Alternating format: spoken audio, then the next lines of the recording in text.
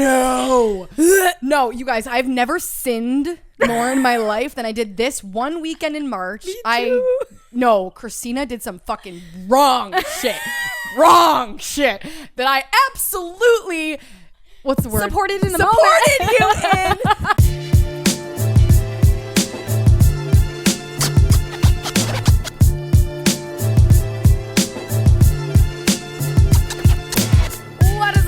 Welcome back to Gin and Toxic. Fucking finally, we're back. Guys, this I'm oopsie. We have no excuse. Or well, we do. We did and then we didn't. Yeah. So I don't know if you guys know this or not.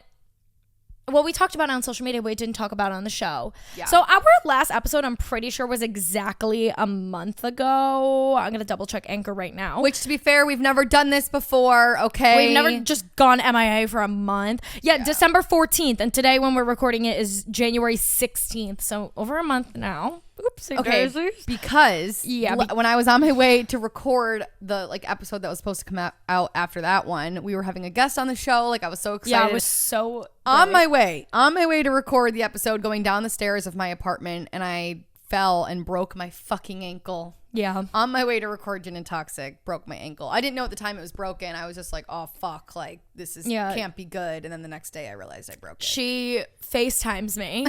And when Lily doesn't call or FaceTime me often. Lily is not a phone girl. She's gonna text you or she's gonna send you a voice memo. Okay. She's never going to call you. I'm mysterious. So, the last time Lily must have either she's really fucking pissed drunk and FaceTimes me, but really? I knew this wasn't, sometimes you FaceTime me at work, babe, and you're like, oh my God, hey, what are you doing? I do. When she's super drunk.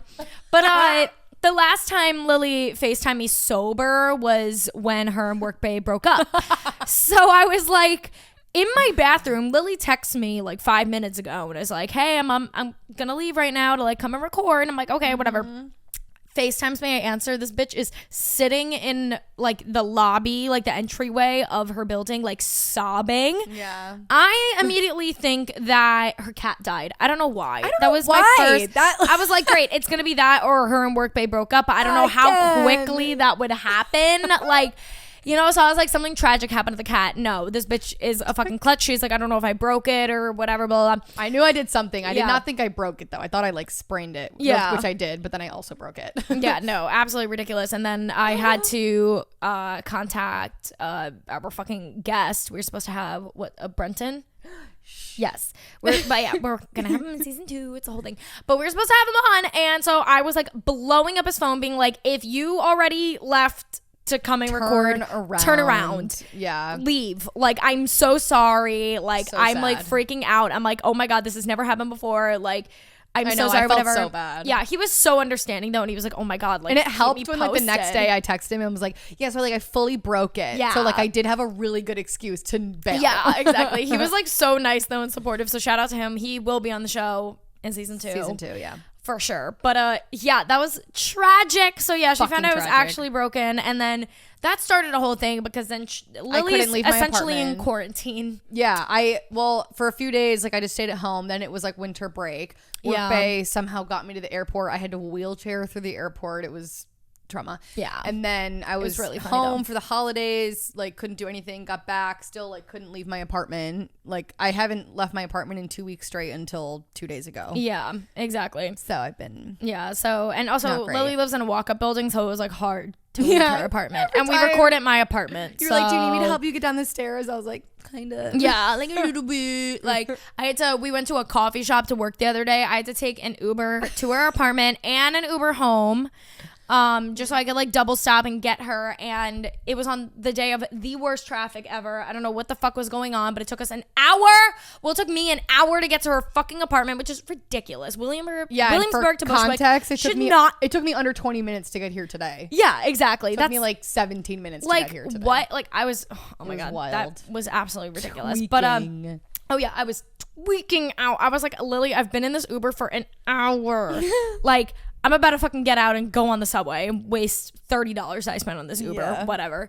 But and also she said that episode that we were recording, was like 2 days before we were leaving for the holidays. So then we came back from the holidays and Lily still wasn't healed. And then it just, life got in the way. Like the issue was like I can't take the train anywhere because I couldn't walk by myself. Exactly. And like just Ubering everywhere was just like ridiculous. Pain in the ass. So yeah, it just wasn't working. Yeah, it wasn't ideal. So that is our excuse for being MIA for 4 weeks. We are so sorry, guys. And now, announcement. We have this episode and then one more episode, and then we're going MIA for another 4 weeks. But at least we are informing you guys this time. And it'll be worth it. And there's a very good reason. So worth it. We have a lot of tricks up our sleeve. Yeah. Right, so, we talked about, I think, in the last episode that we put out, we did say that we are doing a season 2 after episode 50. So this is 49. Next week will be 50. And then we're taking a little 4-week break. Things are changing. Things are elevating. We're making a lot of changes for season 2. We're spicing up everything. It's going to be better, crazier, more visually appealing, and just overall great. We don't want to spoil anything, but we're both very right. Like somehow we'll come back harder. Maybe I'll start actually doing my makeup on camera. Maybe I'll get like a lip flip, some lashes, like some falsies. Like we'll hire a makeup team. Imagine like a makeup team every single time. That's my every dream, episode. Dude. That's my dream. We record while they're doing our makeup. Yeah, we should do that one day. That'd be funny. That'd be so funny. We'll have, what's her face? Alexis. Yes, my queen. Our queen. She was the girl that did our makeup for my fucking season face. 1. Yeah, please. But anyways, so we do have today's episode next week, and then season 2 soon, baby. The day that season 2 comes out, which we will, we'll announce the day soon. We don't know. But we do know the day, but I don't think we should say it calendar. No, you don't get to know you don't get to know it yet. But the day that season 2 gets released, I go to Madrid. I'm leaving. Sorry. That's my new tick when I'm excited, by the way. Don't mind Suck a dick. I suck a little dick. Suck a little dick. You know what? Who I got it from? Workbay. My new tick is sucking a little dick. Yeah, and Workbay started it, which is a little concerning. I swear he likes pussy, but every time he gets excited, he's like, yes! I'm like, ew, don't do that. No, me and boys like thing that we've been doing as of recently is like in totally random inappropriate situations being like, so what are we? Yeah. Oh yeah, that was funny. That was funny. In a full relationship. And I am gonna steal it. I need to. Yeah. No, it's great. Just randomly go to fucking Workbay and just be like, so what are we? Speaking of that, guys, I just want to read this quickly before we get into toxic thing of the week. Listen, I posted a TikTok earlier. I just want to share this because I thought it was funny. I posted a TikTok earlier of me talking about how Dave & Buster's is in and clubbing is out in 2023. Okay, it's a big thing. We just went to Dave & Buster's the other day. We're like word vomiting right now. We're like, we have so many things to tell you. I know, because we haven't recorded in so long. But anyways, somebody, great. I'm so happy for you. Some person whose name is literally the alphabet, like A B C D E F G H I J K L M N O P. Not this. 7702. Commented on my video pointing out that I have pimples everywhere, and you know what, so valid. Like I've been breaking out like a motherfucker recently. Anyways, I replied to them. I said, wow, I didn't realize, like as a joke. This person replies and ended me, but at the same time was completely wrong. Said, ew, clean it up. Sweat for it. Like. Stressed out because your life isn't what you make it out to be on your ass podcast. No wonder you don't get guys and talk about it. What do we make it out to be? All we do is talk about how absolutely tragic our lives are. I know. Well, I just wanted to bring it up because we're talking about our boyfriends right now. And they said, no wonder you don't get guys. People love commenting that. And I'm like, I get more dick than you'll ever you would have. Imagine. Because half of you that are commenting on this right now saying that we're cringe are also the same people that are DMing us. Yeah. And you have a wife and kids, by the way. And I also decided. And you're 40 and you have a wife and kids. Next guy to DM me on Instagram who has a wife and kids, I am sending a screenshot to your wife. Yeah. I decided that today because it's getting out of control. Every time I click on their profile, wife and kids. I'm sending it to her. You can't stop me. You know who we need to give a shout out to because we haven't recorded since then? The manly petty. What's his name? Mitch? Call that a manly petty. Okay. Guys, listen. We're like psychotic right now. I know. So we talked about in a recent episode, and I posted a clip on the G&T TikTok And it was us discussing how the reaction that a man gives you when you ask him to go get a manicure or pedicure with you, like, says a lot about him. And we were trying to, like, advocate for, like, men getting manicures and pedicures, you know? And this guy named Mitch DMs the Gin and Toxic account, and I happen to randomly, it's like, a week or after maybe this TikTok blew up, whatever, I get a DM on the G&T account from this guy Mitch, and I click on it because he's like, it's from this guy, he looks totally normal, and he's like, I really hope you see this. So I was like, all right, what's this about? Yeah. So I click on it. This man sent me and Lily a voice memo that was like, hey girls, like, I love your podcast, like, you know, love what you guys are doing. 30-year-old like, straight man. Yeah, like, love him. He goes, my girlfriend convinced me to go get a manicure pedicure with her, you know, a few months ago, and it was such a great experience, and I decided to write a song about it. And, you know, when someone says some shit like that, it's usually like, I always like compare it to the people that go on TikTok and they're like, oh my God, did I just make the song of the summer? Yeah, and it's like the worst song you've ever heard. Yeah. So, yeah. You know, so A, B, C, D. Yeah. What's the other one? Oh, no. Twinkle, twinkle, little bitch. Ew, Christina. Just another narcissist. No. Like... That was good. No shade to that girl. I mean, she's obviously making so much money now. Yeah. Go off, queen. Slay. Hate your music. Go off. Slay boots. I could respect it. Boots. But Ew. I was like, great. It's going to be one of these like really weird like SoundCloud rapper-esque things. Guys, when I tell you this man he's slayed. Sent us the greatest song alive. I just can't even begin to it. You guys are gonna have to just go listen to it. Maybe should we link it in this episode? Yeah. We'll add a link. The name of the song is "Manly Petty." It literally goes, got my nails done with my girlfriend. Call that a manly petty. Call that a manly petty. It's so fucking good. It is. I could see it going viral on TikTok. No, it's that fucking good. It was so fucking good. And I opened it up when I was shopping in the Container Store. I was just like getting these for my apartment. I started crying, laughing in the Container Store. I sent Lily a voice memo. I cried. Yeah, I'm like, Lily, go to the Gin and Toxic DMs right now. She voice memoed him back and was like, hey, this is Christina. Like, I'm fucking dying laughing, like, blah, blah, blah. And then I sent him one. I go, hey, Lily here, tuning in. You're iconic. Yeah, it was like a 5-second one. Greatest thing ever. Yeah. We posted about it on our story, like, the day after or whatever, too, giving him a shout out. But he deserves a in-episode shout out because he's a legend. It made my day for days. I showed it to my parents and my dad was literally singing it to me on FaceTime for like 2 days after. Kept like just randomly being like, God, that a manly petty. Like, yeah, it's really good. Iconic. Like, so shout out to, I think his name is Mitch Darrell. Mitch fucking Darrell. That is correct, Christina. And shout I will out never Mitch forget Darrell. it. Yeah, we're obsessed with you. Obsessed.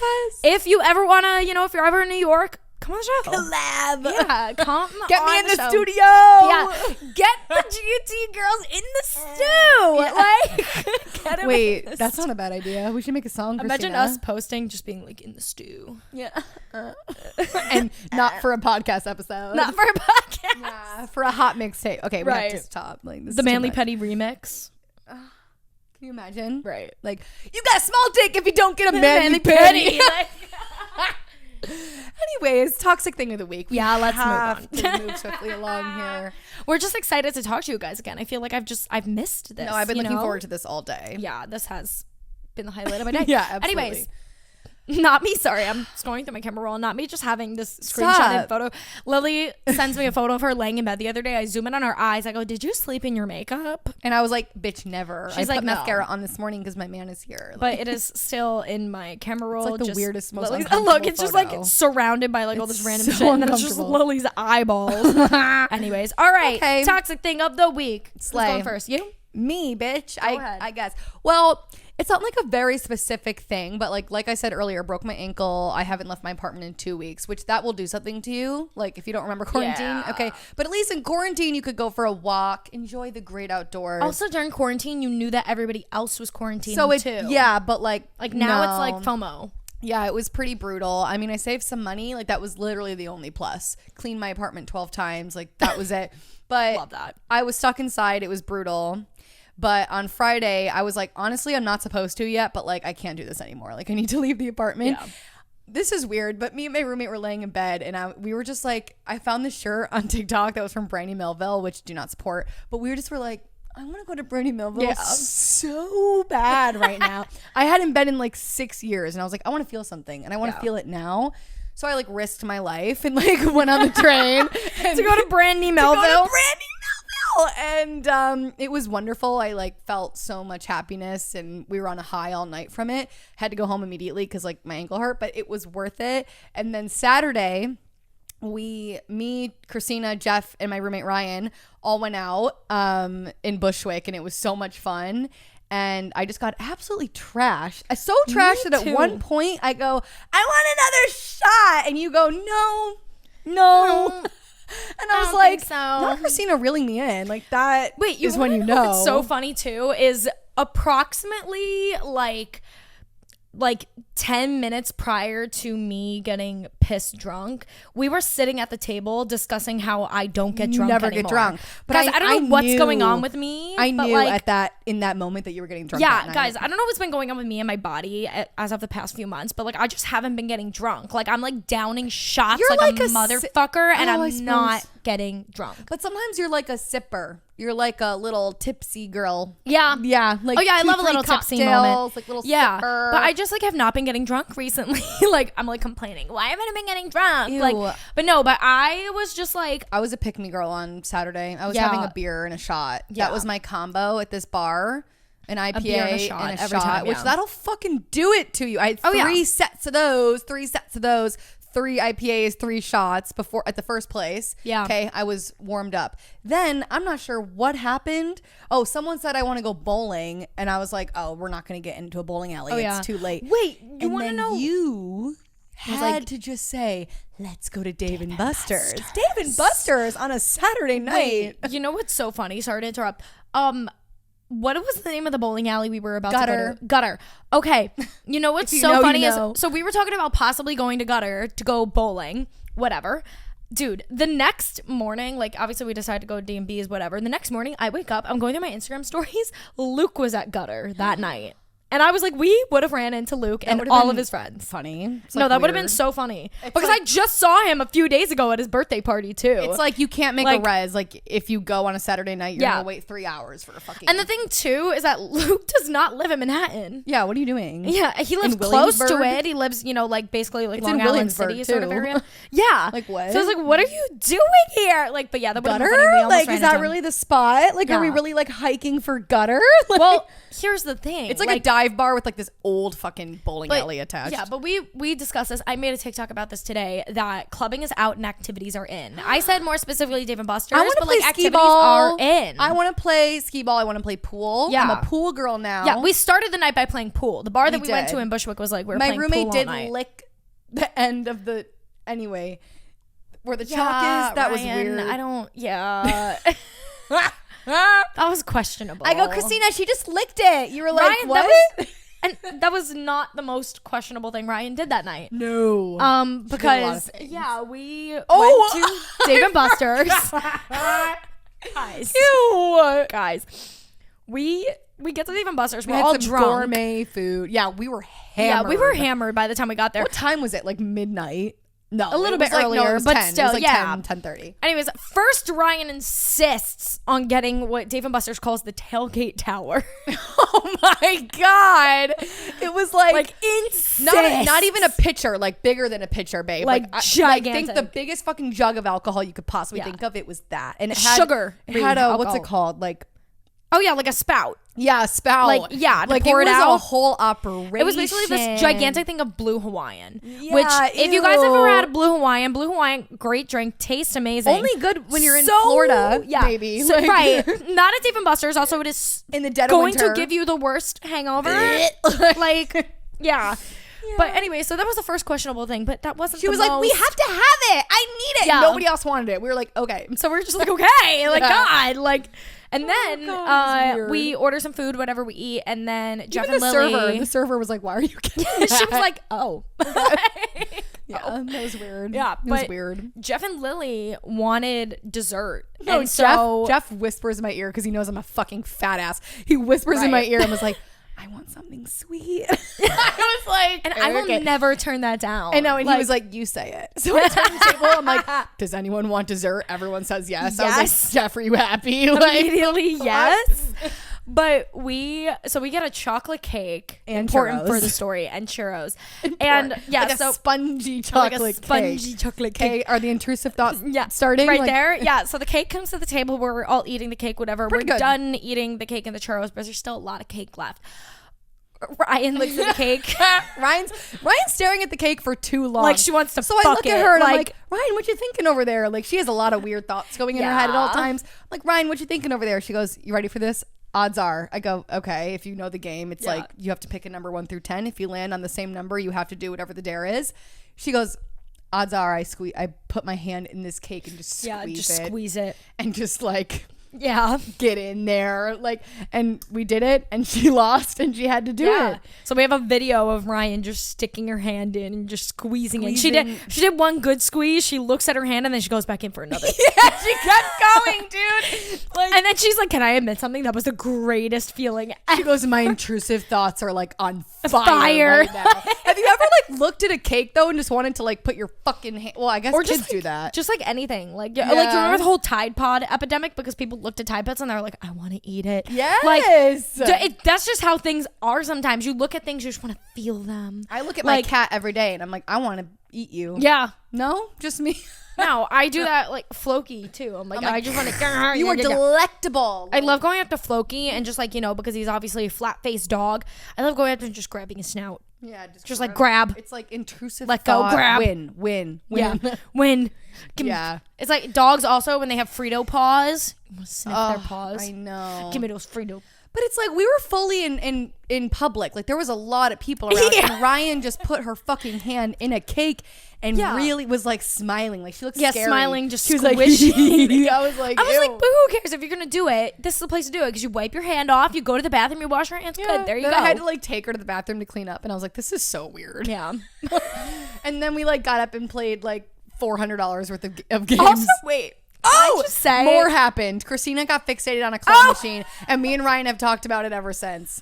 No, you guys, we lost Christina in Dave & Buster's, which first of all, she was gone for like 20 minutes, and I'm like, is she shitting her brains out right now at Dave & Buster's? Like, I'm tweeting it, like that's it. And then all of a sudden, I turn the corner and Christina's at this claw machine. I'm like, oh, silly goose, like she must just be playing. She looks at me like she hasn't seen the light of day in days. She's like, I've been playing this for 25 minutes trying to win this like stuffed animal game controller because it was pink and black. Like I wanted it. She wanted it so bad. She was like, I've wasted $100 on this claw machine. I was like, Christina, stop. And I also won. I won like a bouncy ball from it, and I also won a Clifford stuffed animal. But I was like, I want the gaming. When you weren't looking, I took the bouncy ball and I chucked it to the opposite end of Dave & Buster.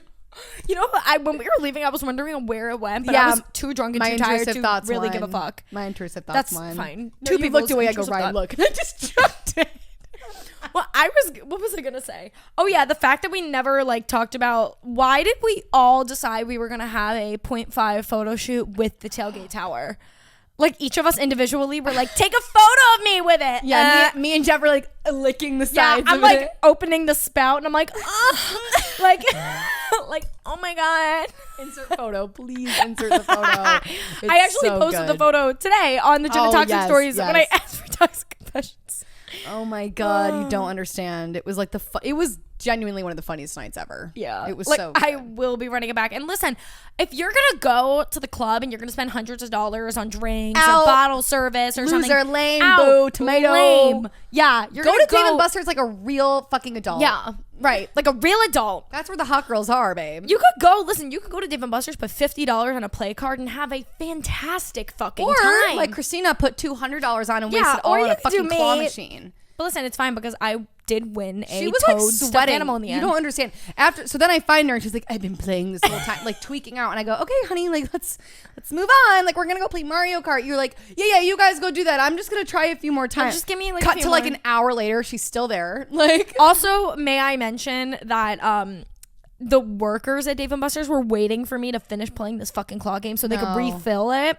And then I noticed that and I step away and I go, what are the odds of you giving me that fucking controller that I spent $1,000 and I spent $100 on? And the worker's like, honestly, I would, but there's like cameras. So he couldn't just like grab it and give it to me. And I was like, so I'm thinking, I'm like, I really hope this man like puts it on like the top or something so I could win it. But he didn't. So by the time I went back to the claw machine to go for it one more time, the game controller was like shoved under everything else. And I was like, I'm not going to get it. I forgot. I wanted to look up how cute, by the way. Like, I thought it was cute. Okay. I wanted to. I wanted to look it up on Amazon and see how much I could buy it for on Amazon. Pink. You guys, it's not even cute. Game controller. Will it come up? No, it will not. Nope. There's just controllers coming up, not stuffed animal controllers. Stuffed, maybe plush is the word. Nope. Guys, I'm never gonna find it. Anyways, if anybody's listening to this and is like really good at sewing, if you could create a stuffed pink game controller, like a pillow, game controller pillow, pink game. Wait, that's what I should have looked up. Yeah. Pink gaming controller pillow, not stuffed animal or plushie. Okay, we're a half hour in. You haven't done your toxic thing of the week yet. You're fired. I just have like one more thing to like. Amazon's not loading right now. Anyways, okay. I'll look it up later, guys. I must say that Workbay is trying to like jog my memory about something. He goes, it was the morning after I kept biting Christina on the shoulder. What? Remember that night that we went out and no, I remember. But what is he saying? What's like, the morning after? It's irrelevant. He's like trying to remind me of this like thing that we did the next day. And he was like, remember it was the day after that I kept biting Christina on the shoulder. I'm like, why is that what's jogging my memory? Like, that's weird. Why do I remember that? Weird. When like, Workbay gets drunk, he really does like to bite people. That was it's also a problem. the same night that it's a problem. Made out with Lily's coworker in a cab. Remember? Oh my God. I forgot that you guys ended up making out. That was weird. And then we ran into him at San Gennaro, remember? After you already left the job. We were past the job and he was there and we said hi to him and I was like, oh my God, this is awkward. So awkward. Anyways. He was hot. A win is a win. He's cute. A win is a win. Cute. Okay. Well, I mean, at the time, he was my type. I mean, he was a Martine dupe. Yeah, Martine dupe. No, actually, though. He was a fucking Martine dupe. Ex-boyfriend dupe. Ex-BF dupe. I was like, Christina, I got this guy for you. He's identical to your ex, so you're going to like it. Yeah. I was really into the Colombian men at the time. Yeah. Wait, you know what I told Boy today? The fact that, oh my God, we were talking about something at the bar and I made a comment to Ryan and I was like, yeah, this is because I only date hairy men. Oh my God, what was it though that we were talking about that I said that? It was like something like I was like I like. We were talking about licking. We were talking about if you would eat your man's ass or not. And I said, I mean, I would do anything for somebody I loved. But the only issue for me is that I exclusively date hairy men. Yeah. So do I want to eat a hairy man's asshole? Let me wax I don't know. And bleach the surface, and then I'm in that bitch. Yeah. That's exactly what I told Boyd today too. I was like, yeah. So I was like, if you ever want your ass eaten, like I would probably prefer not to, but like if you really wanted to try it, I'll do it. But wash really good in between the cheeks. We shower together though, and I see them. So moving on. Okay, my toxic thing of the week. Please, like, are you kidding? No. Okay, so my toxic thing of the week, guys, is that I started a fight on vacation. And are we shocked? Yeah, are we shocked? I think about Christina, she will start a fight. I'm gonna start an argument. Yeah. I wouldn't say fight. Argument. One-sided argument, if you will. And she's always right. I am always right. Yeah.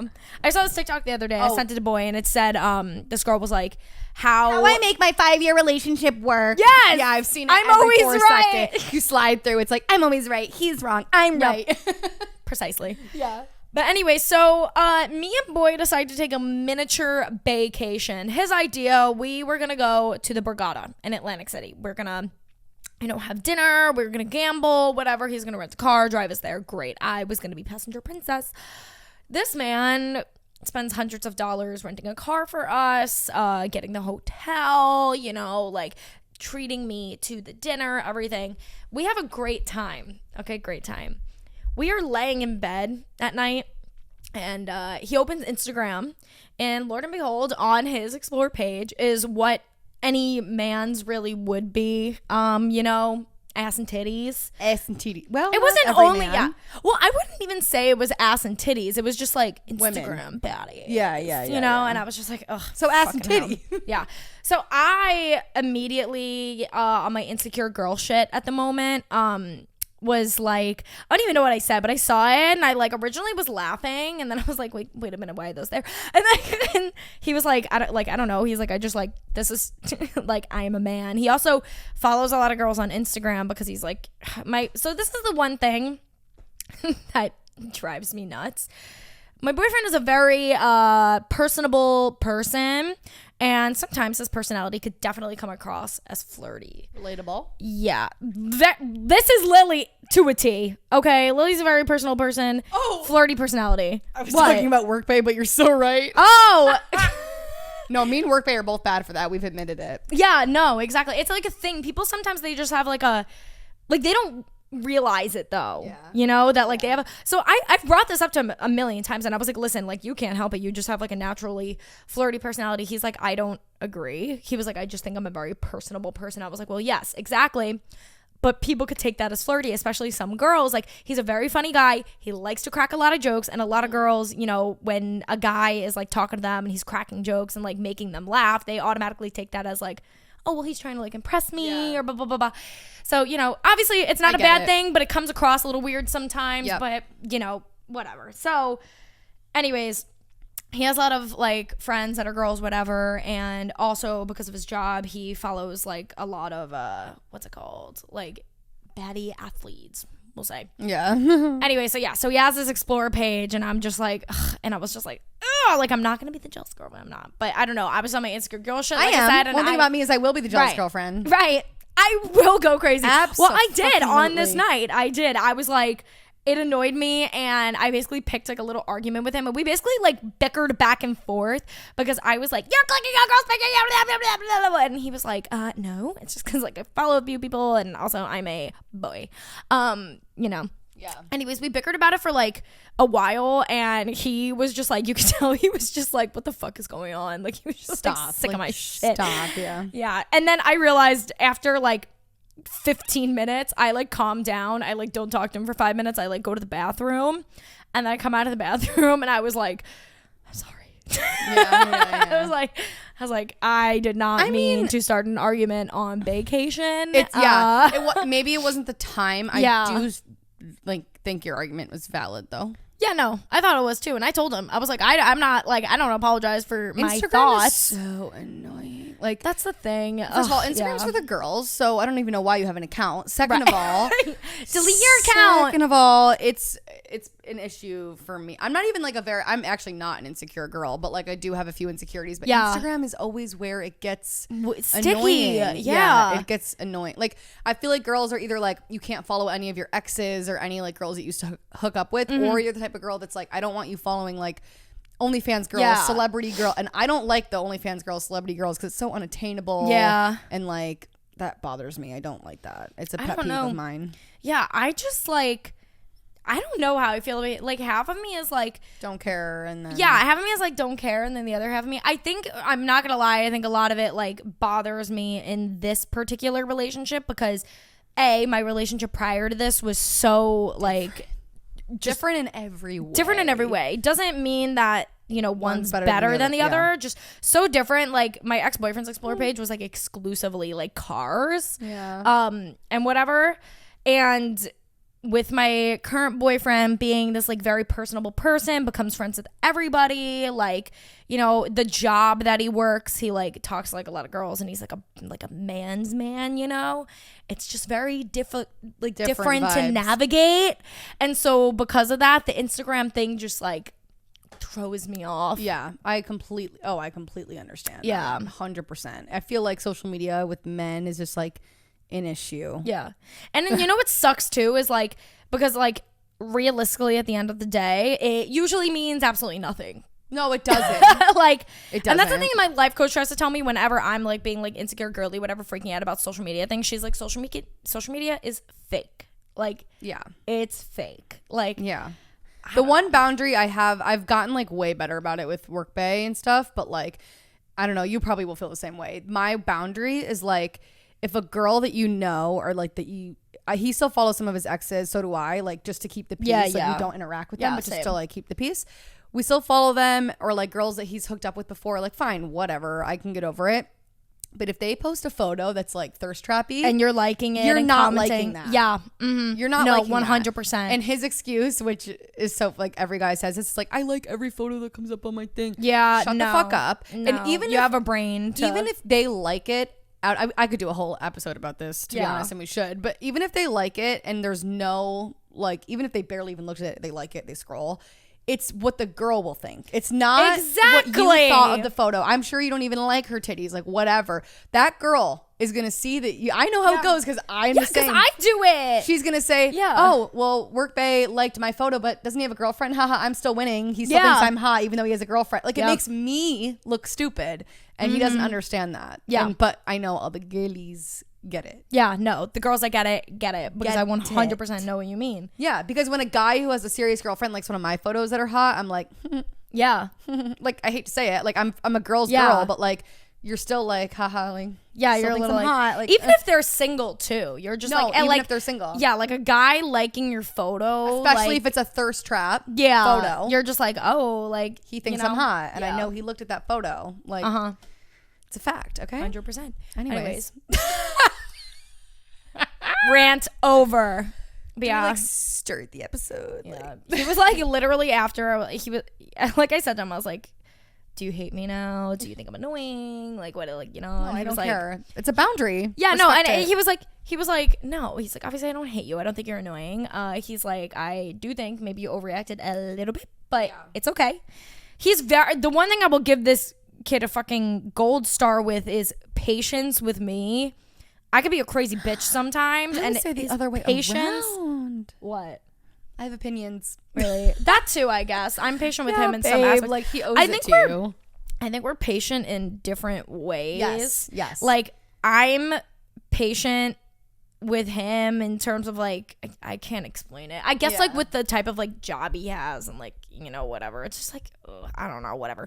Anyways, he's patient with me because I'm crazy sometimes and I'm like working on like my mental health and everything, and he has been very good at just like being like, hey, it's all good, you're not that crazy, keyword that crazy. No, I'm only kidding.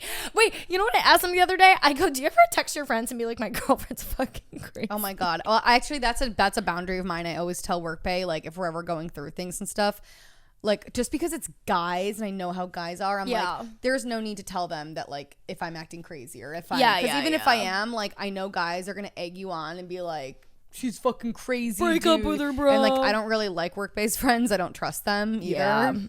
So I'm like, that's a boundary of mine. I'm a very private person. Like unless me and Workbay are having a huge fight that I really need my friend's advice on, if we get in a fight, I usually kind of keep it to myself for the most part because our fights are like so dumb. Like we got in the stupidest fight the other day and like I'm already over it, and like I didn't feel the need to go tell the world. Like we're in a fucking adult relationship. Exactly. That's why I didn't tell you about our little tiff until literally like right before recording the show, and it was like, oh, by the way, my toxic thing is a stupid tiff that we got in. But had we not been recording the show, me and Workbay have gotten in like full on fights about Instagram. Like it's so but then it's like so stupid. That's the thing is in the moment it doesn't feel stupid, and then you're like arguing about this thing, and then you look back at it and you're like, oh my god, it's literally just Instagram. Yeah. Like it's stupid, but it's not stupid. But also the one, what I actually am starting to change my perspective on a little bit? The whole if he wanted to he would, or like he wouldn't like thing. Not in the way that like you're thinking like, oh, if he wanted to he would hit you up, whatever, blah blah blah. But this girl posted this TikTok the other day, and like I kind of agree with it. She was like he won't know unless you tell him. Yes, is maybe the way to say it. Yes, he doesn't know like that you want this. You're like most of the time, like when you get into like especially like a newer relationship, like me and my boyfriend only been together for like 2 months. Men don't know what your boundary is. Yeah, and it's very bold of people like us to assume they know what the boundary is because it's different for everybody. But you always say you're like, express your boundary max 2 times, and if they don't respect it after that, exactly, you have 2 really good conversations about your boundaries with whatever. If they're not respecting it, then they're never going to. But like, so far, I only had one big conversation with, boy, about Instagram, and that was back in November. And remember, he immediately we talked about it. Got it together and same with Work Bay. He exactly. hasn't fucked up immediately since. got it together. Hasn't been doing any for me. It was transparent. It was about the girls that he was following that was making me a little uncomfortable, and it was just whatever, because he was the type of person to see a fucking funny girl on TikTok, whatever, go to their Instagram and follow them, and then just continue on. And I was just I don't know. It just made me feel weird, to a certain degree. And I literally just confronted him straight up one day and was just like, there is no need for this. Mm-hmm. There is no need for this. And he was like, yeah, you're right. I'm sorry. It makes me look stupid. Yeah. Yeah. And then it was over. For me also, it was, I have a little bit of a different thing too, because for me it was looking weird, because I was like, that's how you found me. Did we do a boundary episode? I don't know. We should. Because that's what me and Workbay got in a fight about on Friday. Is I had expressed a boundary to him months ago that never really ended up. It was about drinking and nights out, and because I have a past of dating people with drinking problems. And some people in my family have drinking problems, so it's a very triggering thing for me. So if my boyfriend goes on a night out, I don't care at all. I do not want to get this twisted. I do not care if you go on a night out. I want you to have fun. 100%. I do the same thing. I go out with my friend. We went out Saturday night. Yeah.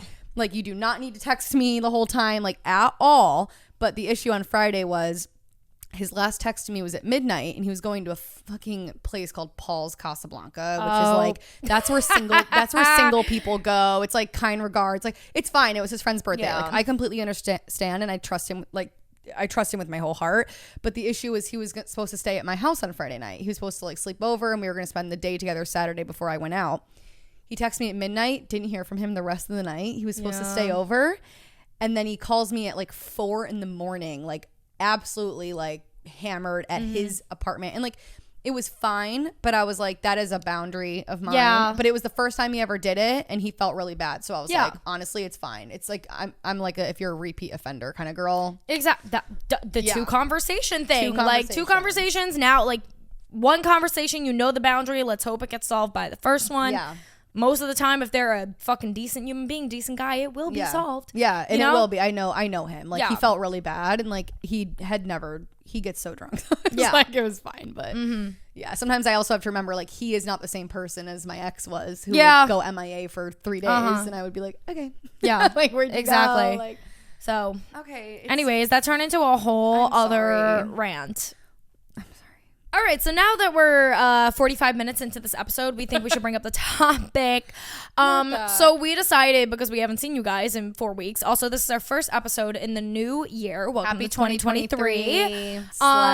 Yeah, we thought we would do a 2022 toxic recap, if you will. Yeah, it was a year of toxicity. Yeah, a lot happened in our love lives, in our lives in general. And so me and Lily went through our noggins and broke it down month by month, the things that just happened each month, things that have happened to us romantically, relationship stuff, some stories that maybe we didn't really elaborate on the show that are toxic stories or whatever.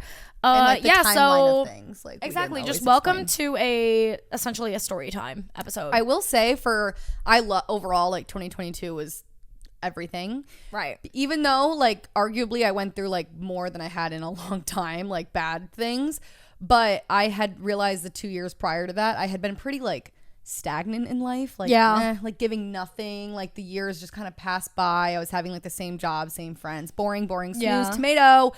And then in 2022 everything changed, good and bad, and at least now I feel I'm going into 2023 completely different, but better than ever, which is a blessing. So, and I knew that when all the bad shit was happening, I was this is necessary because I'm bored. That's how it was for me. 2020 I went through a lot of shit, and I feel 2020 and 2021 was years of you know, just like going through it. Like I just went through it, and then I feel like 2022 was like the year of like realization for me. It was of like coming to terms with like a lot of things, and just like like starting to get really comfortable in my own skin. And I feel like now 2023 is like the year to like thrive. Get at them. Yeah, and I'm like fully feeling that right now, like minus the broken ankle. Like I'm ready to go. Right. Yeah. So, anyways, let's kick it off. January. Yeah, we have our own separate lists, but we have our own separate lists, but I think a lot of the overlap.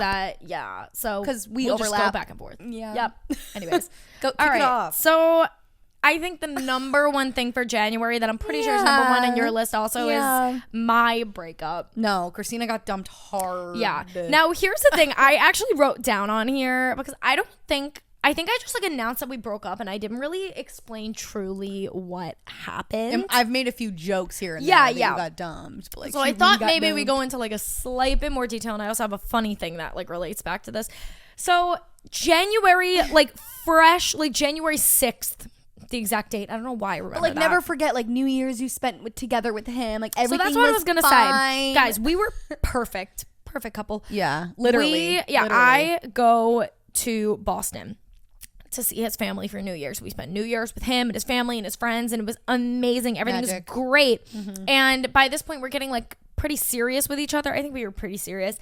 And we get back to New York, and I'm at his apartment, and I'm sleeping there one night, and I decided to ask him, God forbid. God forbid, after dating this man for a long time, you know, being in this. Also, we used to like talk to you guys on the show about the fact that like he was, I think, the most obsessed a man has ever been with me in my life. Yeah. So I didn't think this was totally out of question to ask him the future question, which basically the way I worded it was like, do you see a future in me? Like, do you realistically see us like, you know, getting married eventually or something like that? Like long term. You weren't like, put a ring on it. Yeah, I wasn't like, put a ring on it, get married, and guarantee they were going to get married to me and have my babies right now. Like, it wasn't a weird like thing that to ask. Yeah, it was just like, do you think you see a future in me? Like, do you want to be with me in the future, or do you think this is like a short term thing? Like, genuinely. He had like a freak out literally that night. So weird. Like some sort of crisis, if you will, about how, and a lot of it revolved around the fact that he doesn't want to stay in New York. I think and looking back at it, I think there's a lot of other things too, like the fact that I didn't want kids, he wanted like 10.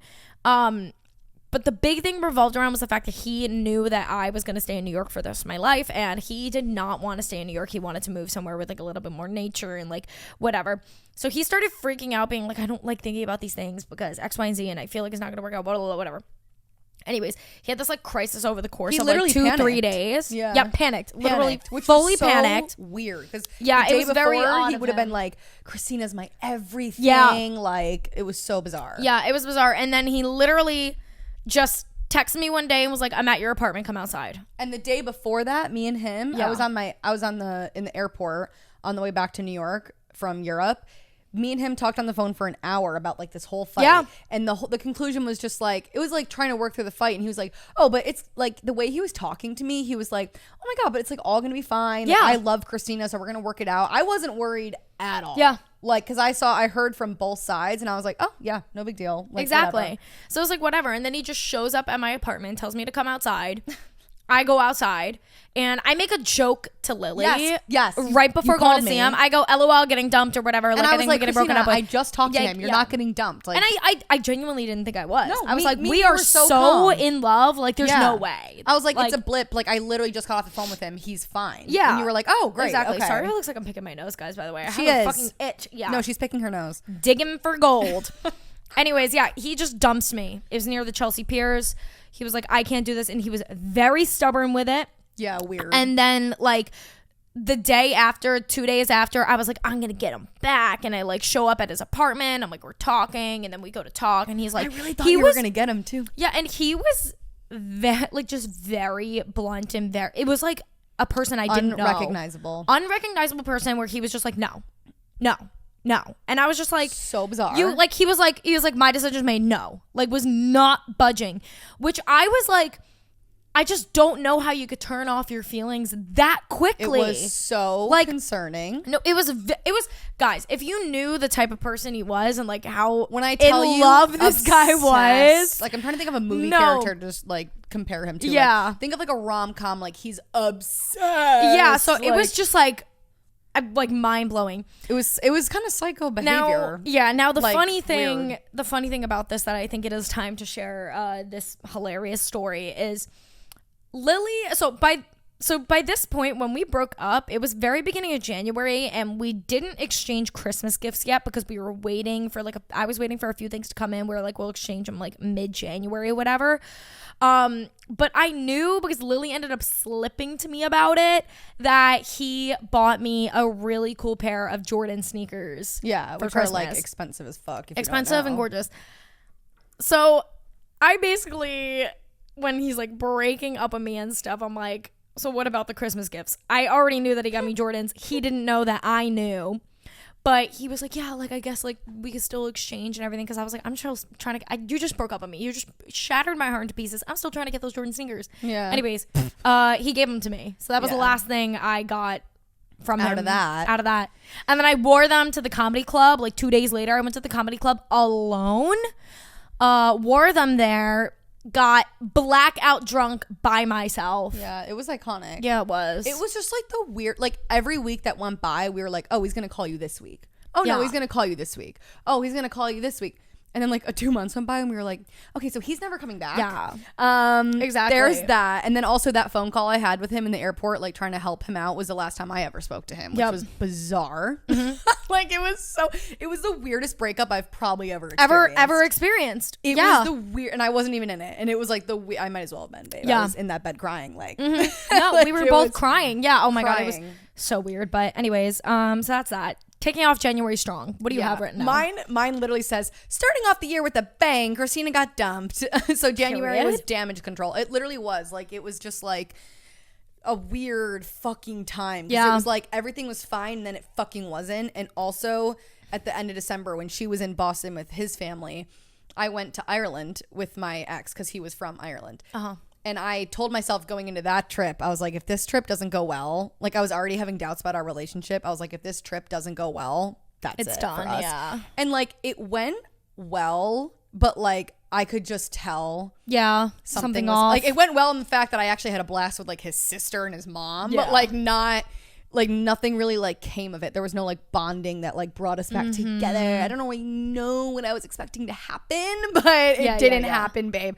So then after Ireland, I went to Switzerland alone for 2 days and I walked around and I was like, I am going to be alone. I was like, I'm going to be alone. And I frankly like made peace with it. Like, mind you, this was like this was like January 1st. Wait, I'm sorry, I'm cutting you off. Is your screensaver you and your dad? Yeah. Mine is also me and my dad. Oh, really? You know what? I just changed it because I was like, let's get some wholesome shit up in this bitch, you know? I changed it to this when my dad was on tour. Shout out to the dads. Like, first of all, I don't have daddy issues. All you fucking haters on TikTok. Everybody loves to say that we have daddy issues. We actually have quite the opposite of daddy issues. Literally. Our dads are literally biggest fans ever. Would walk around with gin and toxic shirts if they can. Absolutely. My dad first purchases of merch. Yeah, right. Yeah, Craig, toxic. Okay. Anyways, continue. But yeah, I realized like on my solo trip to Switzerland that I was like about to be forever alone. So it was weird. Like I started processing a breakup that wasn't even happening yet in early January, and just kind of started to realize that like we had like 6 months or so left in our lease before we could like go our separate ways. And I realized like after this lease is up, like it's probably toast, which was honestly though like kind of a good thing because I like mentally it's not like, no offense to Christina, it wasn't like what happened to Christina where the band-aid was just ripped off. Like I had a lot of time to process it, so by the time we broke up at the end of March, early April, I was like fine, over it. And unfortunately he wasn't, because like he didn't realize, I think he thought I would just stick around. Like, that's also, I'm not gonna lie, it's kind of, not to share her own story, she'll share it eventually, kind of like Paige and her ex. Yes it was like 100%. You kind of know it's coming and you mentally check out, so when it actually ends you could bounce back. And I see TikToks about it sometimes, like someone was like, this is for the girlies who like mentally got out of their relationship 6 months before they actually broke up, and like that's what happened to me. And honestly, like I'm glad, because when we did break up, I was like, I'm free. Like, he was a good guy, but like I just needed to get the fuck out of that relationship. And unfortunately, like it was a weird one because we lived together still. That wasn't the mentality he was in. He was like just experiencing like actually feeling like he's gonna lose you, and he's like trying to win you back. And I was like, oh, I wanted you to win me back months ago, babe. Like you blew it. Like you have done.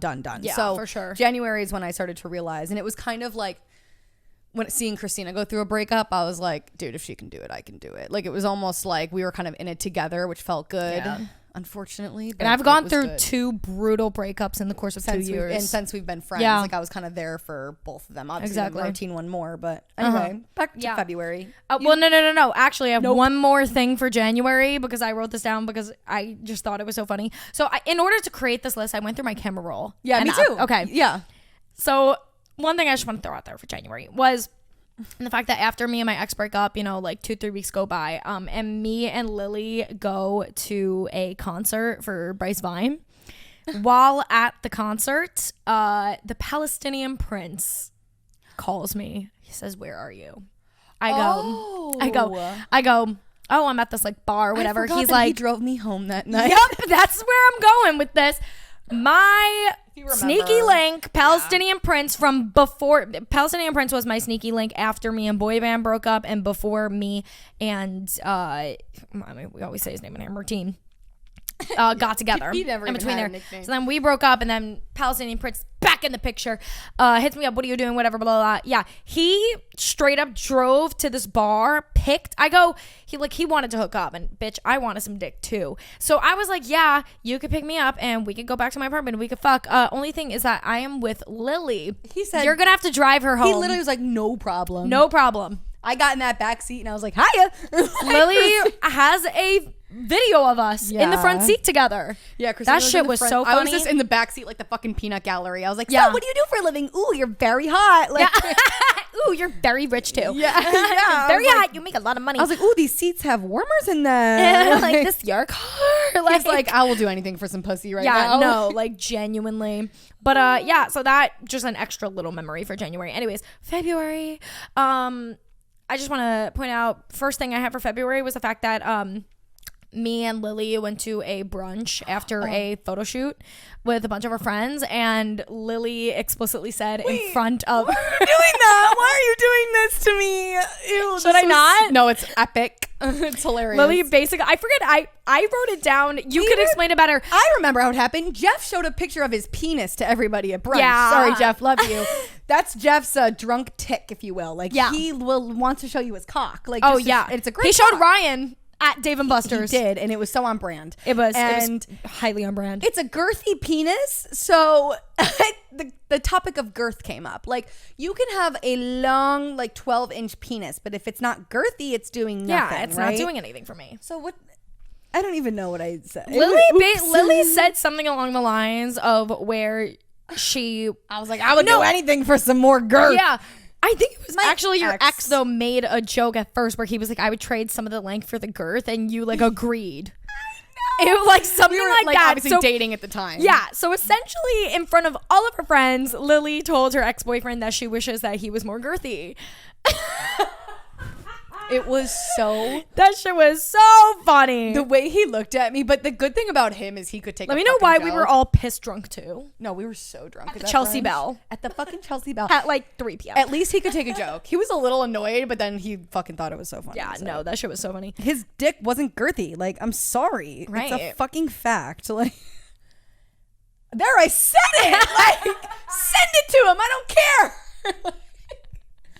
We're all over it now. Anyway, fuck. What's another thing? Or just tag teaming, going back forth. February was good. Like, other than my love life disaster, it was good. I worked New York Fashion Week with Buy Bambi, which is cool. And I'm only saying this because the owner of the brand, Andy, we love you. Period. She we love you. to every single episode. So wanted to say that. And then also, all hail Dua Peep. Never forget, we saw Dua Lipa. That was in February? Yeah. Oh my God. Period. Yeah, it was so fun. That was like the best concert ever. Yeah. Okay, well, I have 2 more things for February. First of all, my dog died. I hate this. You're Notice how I'm laughing at Cope. You're with ruining humor. it. Yeah, Tucker. So, anyways. It's my dog. I can make those jokes. Dude, it was like the saddest shit ever. It was really sad, but guys, it was a very long time coming. I knew he was on his way out for like a year. Yeah, he was old. He had a collapsed trachea. He was blind. The dog needed to die. What's wild is rest. I knew he was on his way out, which is why I went home. And then that night, we all decided that in the morning we were gonna bring him to get him. What's the word? When they put them down. Thank you so much. Euthanize the dog. My bad. Anyways, we decided that night we were gonna bring him to get put down because he was like in really bad condition. And then literally the next morning at 7 a.m. even the vet opened up at 9 a.m. We were planning to take him then. 2 hours before the vet opens, he passed away naturally. And your biggest fear was not being there for it. And yes, you were. And I swear, I still believe to this day that dog held off for me to get there. Yeah. I swear to God, Tucker was the greatest boy ever. Obviously, we have Floki now, which is another thing that's in this list later on. But yeah, he was the greatest dog ever, but that was a really sad time. Oh my God, yeah, nothing will fuck you up quite like a dog dying. Something to just bring everything back to speed, make things a little bring happier. It back One more thing in February is I'm back on Hinge. Lily also decides to set up a Hinge page to get me on dates, and Lily sets me up on a blind date essentially with a guy who I am 99% sure was gay. Wanted to be an aspiring Broadway actor. Which wasn't in his bio. It wasn't in the bio. He said he was like a filmmaker or something. Fuck, I fucked up, okay? Yeah, and Lily set me up on the most awkward date of my life. Very nice guy. Very nice guy. But oh my God, not for me. So many questions. Yeah, it was a questionable date for sure. He also tried to kiss me at the end of the date. I dodged it and ran in my Uber. I felt so bad, but at the same time I didn't because I was like, I'm not kissing him. Okay, so for March, arguably March was the turning point of my fucking life. Yeah, okay? There was a lot that happened in March. So much. I started working March 3rd. I only know that because it was my punch-in number at this restaurant. I got fucking random. Okay. I got a job at a restaurant in Soho just for shits and giggies. And because Jeff worked there and I was like, I want to do it. So whatever. I want to do it. No, literally my first shift, I met Workbay and I had no idea what the significance of that would be because we didn't even start hanging out until end of April. But I meet Workbay, whatever. That was just iconic. The first question he asked me was, "Do you watch Euphoria?" Anyway, then wait, the first thing he asked you was if you watch Euphoria? Yeah, pretty much, because he was trying to come up with. Well, when I walked in for my first day of training, apparently he took one look at me and texted Damien and was like, "Game over, bro. I'm in love. Yeah, it's over, whatever." And then he was so awkward around me, but I didn't even realize. So do you like that. Euphoria? Do you? Yeah, Zendaya? Zendaya's pretty. No, I think you're pretty. Yeah, no, literally how he talked to me, and I was like, yeah, I like it. Why is this random man talking to me? And then he came up behind me and was like, "Are you a Leo?" And I was like, how the fuck do you know that? Forgetting I had a tattoo on my neck. And I was like, oh yeah. It was he was so awkward, but it was so cute. That's so funny. But then Iman's birthday, March 18th, also remember that date.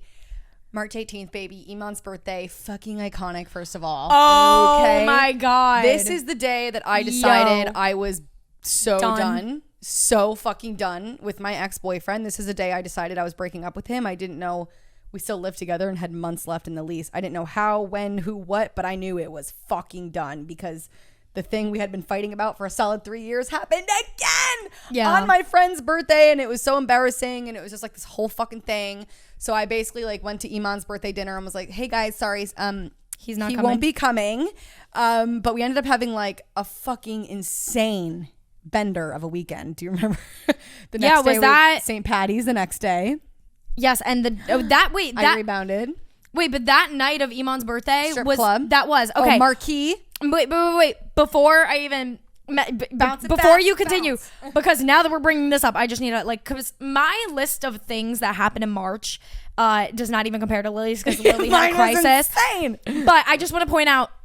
One of the things that I wrote on my list in March that applies to Iman's birthday is the fact that we did go to the strip club with Cody James. We did invite Look up Cody TikTok James on TikTok right now. And guys, let me mention, this was my second date Yeah, guys, and with TikTok. No, this was so fucking awful, Christina. Like it was like 3 in the fucking morning. 3 in the morning. Drunk. We are absolutely obliterated drunk with like our very close circle of friends at a very uncomfortable strip club. And this man that Christina has met one fucking time shows up in like a really cool outfit, but like it wasn't the vibe, and it was giving East Village. It was giving like East Village slut, and it was awful. Like, slut, you're a slut. I don't know. It was so fucking chaotic. Yeah. Anyway, so he came to the strip club with us that night. Yes, and the next day was St. Patrick's Day, which I also have something about St. Patrick's Day. Go on. No, it was not St. No, you guys. I've never sinned more in my life than I did this one weekend in March. No, Christina did some fucking wrong shit that I absolutely. What's the word? Supported in the moment. You in. It was iconic. But like, because I literally sat down at the table at Iman's birthday and I decided, I was like, guys, I'm breaking up with him. I don't know how. And everyone was like, oh shit. I feel like we made it seem finally way it worse happened. Than it was bad. I mean, okay, guys, I hooked up with a guy that had a girlfriend. She said it. She did it. She said it's everything that we're against. Don't get it twisted. Guys, and here's the thing. I'm not going to lie. Afterwards, I'm so proud of you. We were laughing about it for like a day, and then after that, I was like, I feel like shit. That was so wrong. They didn't. I should not have. No. We literally just made out. But I was like, I felt like shit. I was like, I'm never doing that again. Oh my God. I think I was just like on some feral shit that day. I didn't give a fuck about anything. Also, I was starting to like break out of my circle after getting out of the relationship with this other guy. Oh no, me and Christina were in like the worst fucking place mentally ever. We were so in sync. We were so in sync in that way. Worst place. We were making decisions that were so horrible. Absolutely batshit fucking crazy. Like I can't even wrap my head around that weekend. No, that weekend was insane. Yeah, it was, and I'm pretty sure we didn't even share this on the show. We said that we had like a crazy St. Patrick's Day weekend, but we never actually told the details. But yeah, so I need to say right now that I did it, and I felt like a piece of shit, and I will never ever ever hook up with a guy.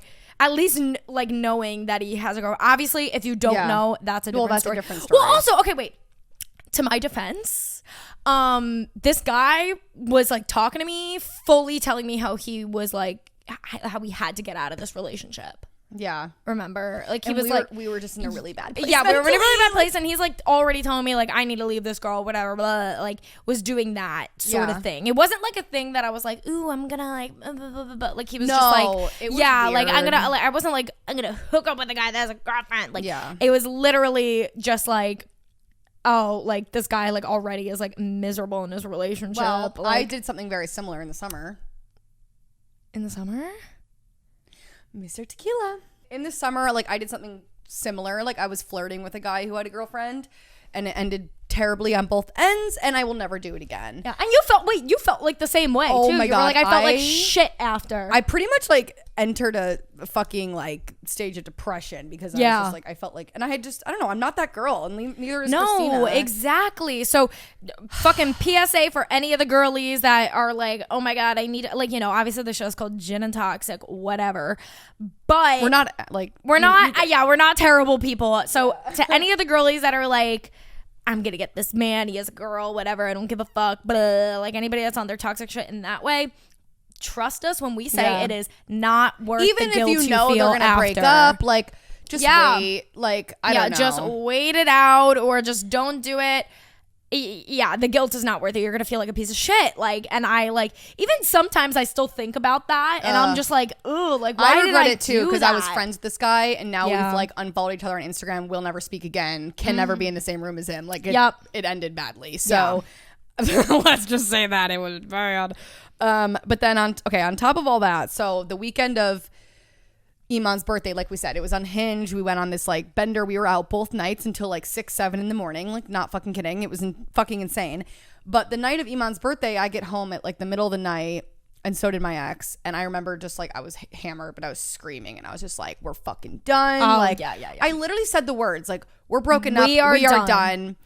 But obviously we still lived together, so it was like complicated, but not really. Like we weren't even sleeping together at this point. We don't kiss, we don't touch. It was probably more of a thing where like you were like, no, we're actually done. We are done, and he's thinking it's not actually. He thought over it was like a because drunk you guys fight. are still living. Yeah, no, exactly. He literally thought it was like a drunk fight, and then like the weeks to come, he was just trying to like, I don't even know. We just had like so many like lingery like conversations of just like talking in circles, and I'm just like, we're done. Like we're done. Like I couldn't have made it like more clear, you know what I mean? And like started talking about plans of like, okay, well, I'm gonna move out maybe like a month early, and like I'm living on my own. Like good luck with life. Yeah, like, we're done. It could not have been more clear, but I guess there was like some confusion in that. This is kind of the tea I've never talked about on the show. Yeah, is that like I thought I made it really clear. Look, I don't know. Like, I'm not like invalidating his feelings, but like I use the words like we're done multiple times.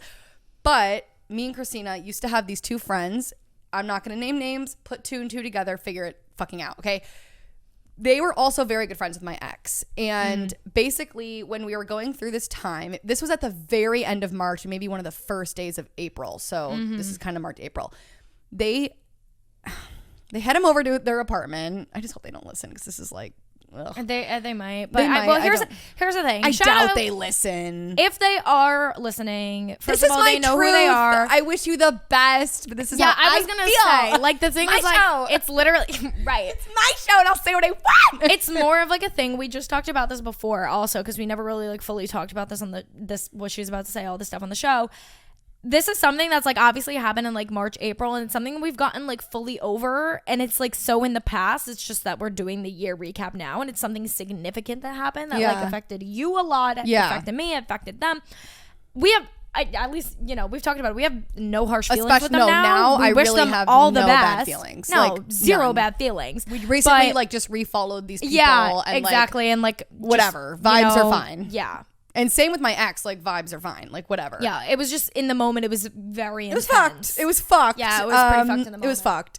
Because like at this point, like, okay, we had lost Martine in January. That was a fucking bummer. Because like we were just like a very close friend group. So it just like everything was crumbling. And like all me and Christina had were each other and Jeff. And it was just like becoming like a reality. And it was insane. Yeah. So me and my ex like break up. But like in my head, we're done. We had been done, but like we're done, right? And I'm just like trying to like stay out as late as I can. Like I was working at this restaurant, right? So I'm working till like midnight, and then I'm going out. I entered like this crazy party era. This bitch was going out every day every after night. work. I think I blew Shout out Rin Tin Tin. Like $3,000 in 2 months just on going out because I just didn't want to go home. It was like really sad to be honest, but whatever. So I was like going out till like 5 a.m. every night, which is like not who I am at all. So it was like weird behavior, but like just to avoid going home.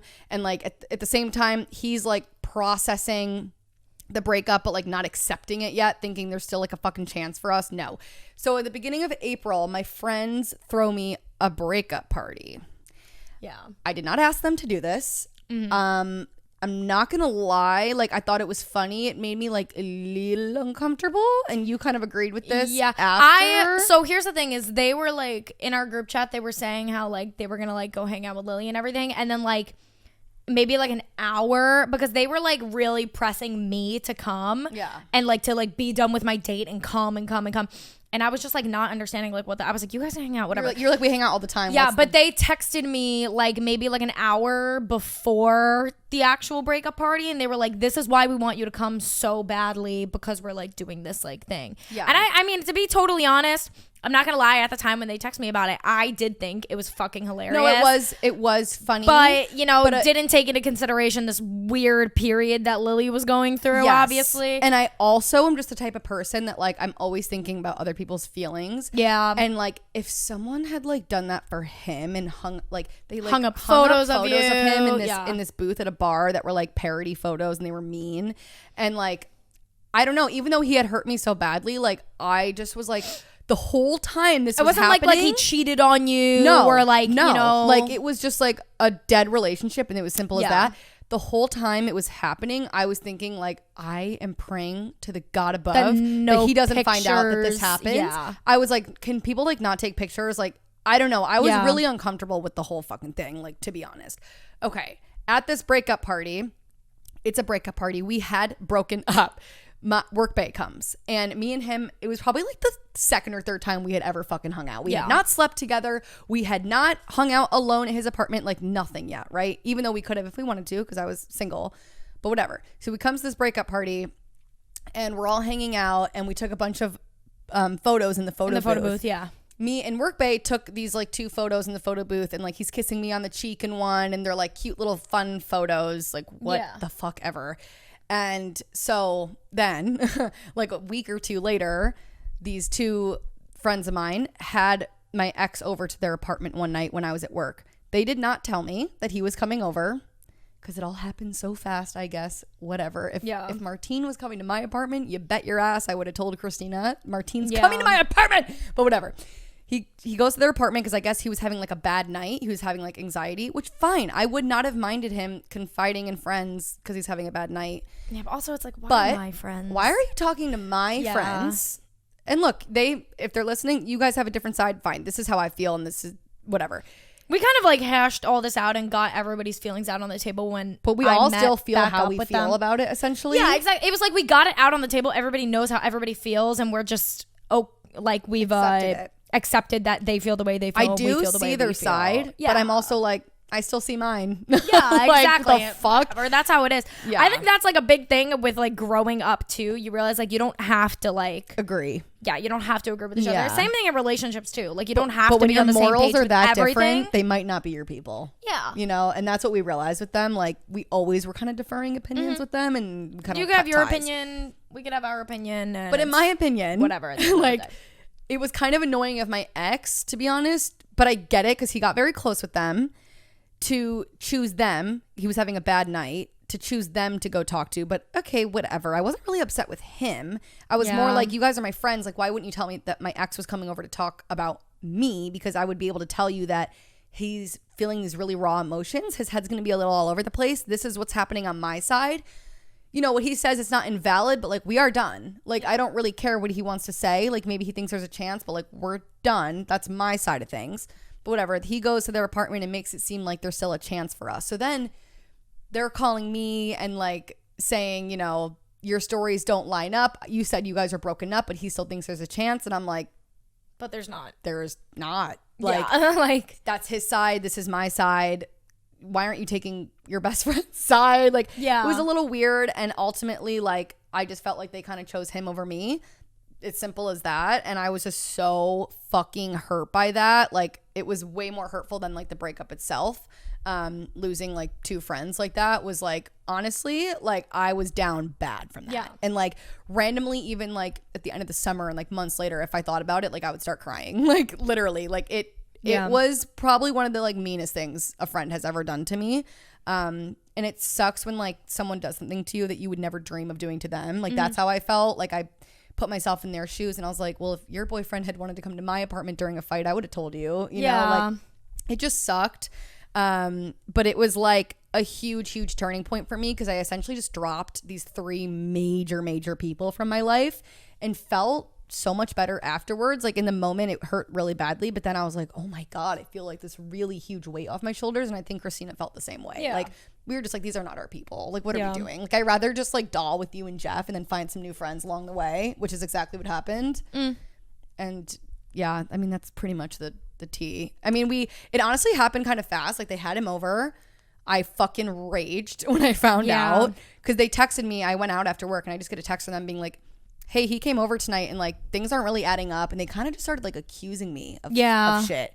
And I was just like, whoa, what the fuck? Like, what do you mean you had him over? I just couldn't get past that point. I was like, I don't care what he said. What do you mean you had him over? And it just escalated. And then within like 3 days, we decided to pretty much part ways. Yeah, and that exactly. Was that. It was pretty much simple as that. It was crazy. Yeah, I was going to say when was it? I'm looking on my We had never explained that to you, so that was tea. Yeah, exactly. And just to add to that, I'm going to skip forward in the timeline quickly. August is what we'll go back, obviously back to April, whatever. August, at months after, months of not talking to these people, they text us and they're like, hey, we're moving.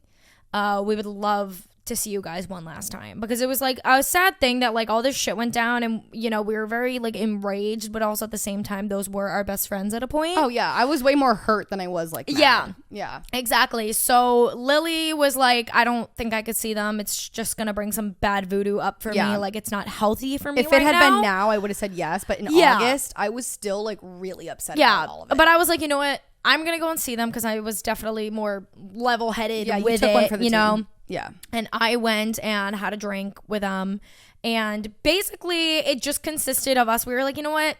Let's hash this out. It was like hashing it out without actually hashing it out. It was basically me being like, this is everything that Lily felt. This is our perspective.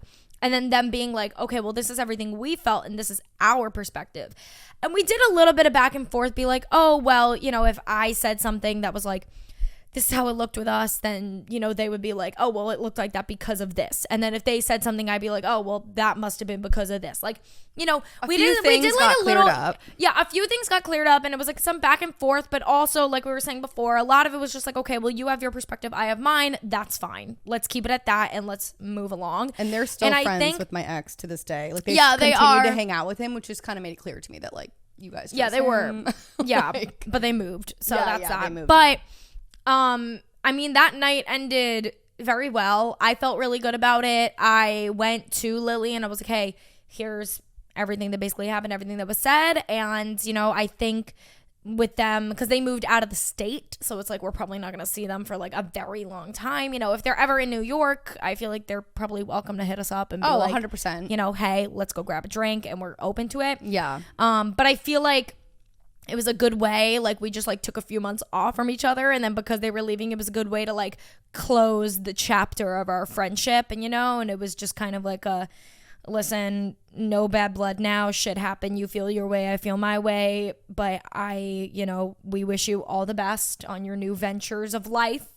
And that was that. And then a few months after that, pretty recently actually, me and Lily started laughing about the whole situation over dinner one night, and we were like, you know what, this is like whatever, we're over it, it happened, let's give them a follow on Instagram to just be like, hey, we just want to let you know we're not mad I just anymore. remembered why I brought up the photo booth photos, because that night they just had like that conversation, and then like a week later or so they had him over again and showed him the photo booth photos. And that's when I was like, be what fucking for real, man. Like, I have a little work crush, because at this time it was nothing. Like, I have a little work crush and I'm fucking single, and like you're just gonna like, and the reason I wasn't as like, I told, you know, my ex at the time, I was like, you can go see other people, you can sleep with other people, you can do whatever you want. Yeah, I'm gonna do the same thing. I said that.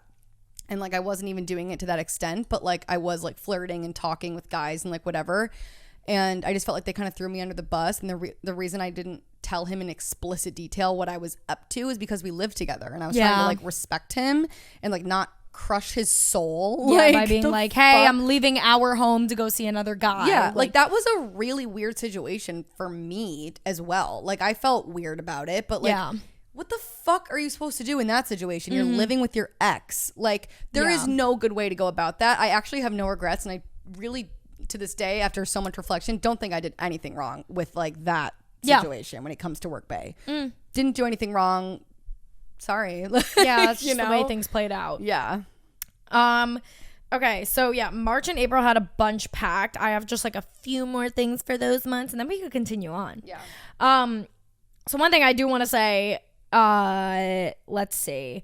One thing I did have written down for March was that I flew to California for the first time since my breakup with in 2020 with boy band. I finally went back to California to go on the Vile Files, and I'm like, tea, because everything's being spilt here. Obviously that was my first time in California, so I was getting tweets at the time and DMs from people wondering if I was going to see my ex for the first time since we broke up. You know, and I just want to let everybody know that I tried, and he fully ignored me. Yeah, I tried.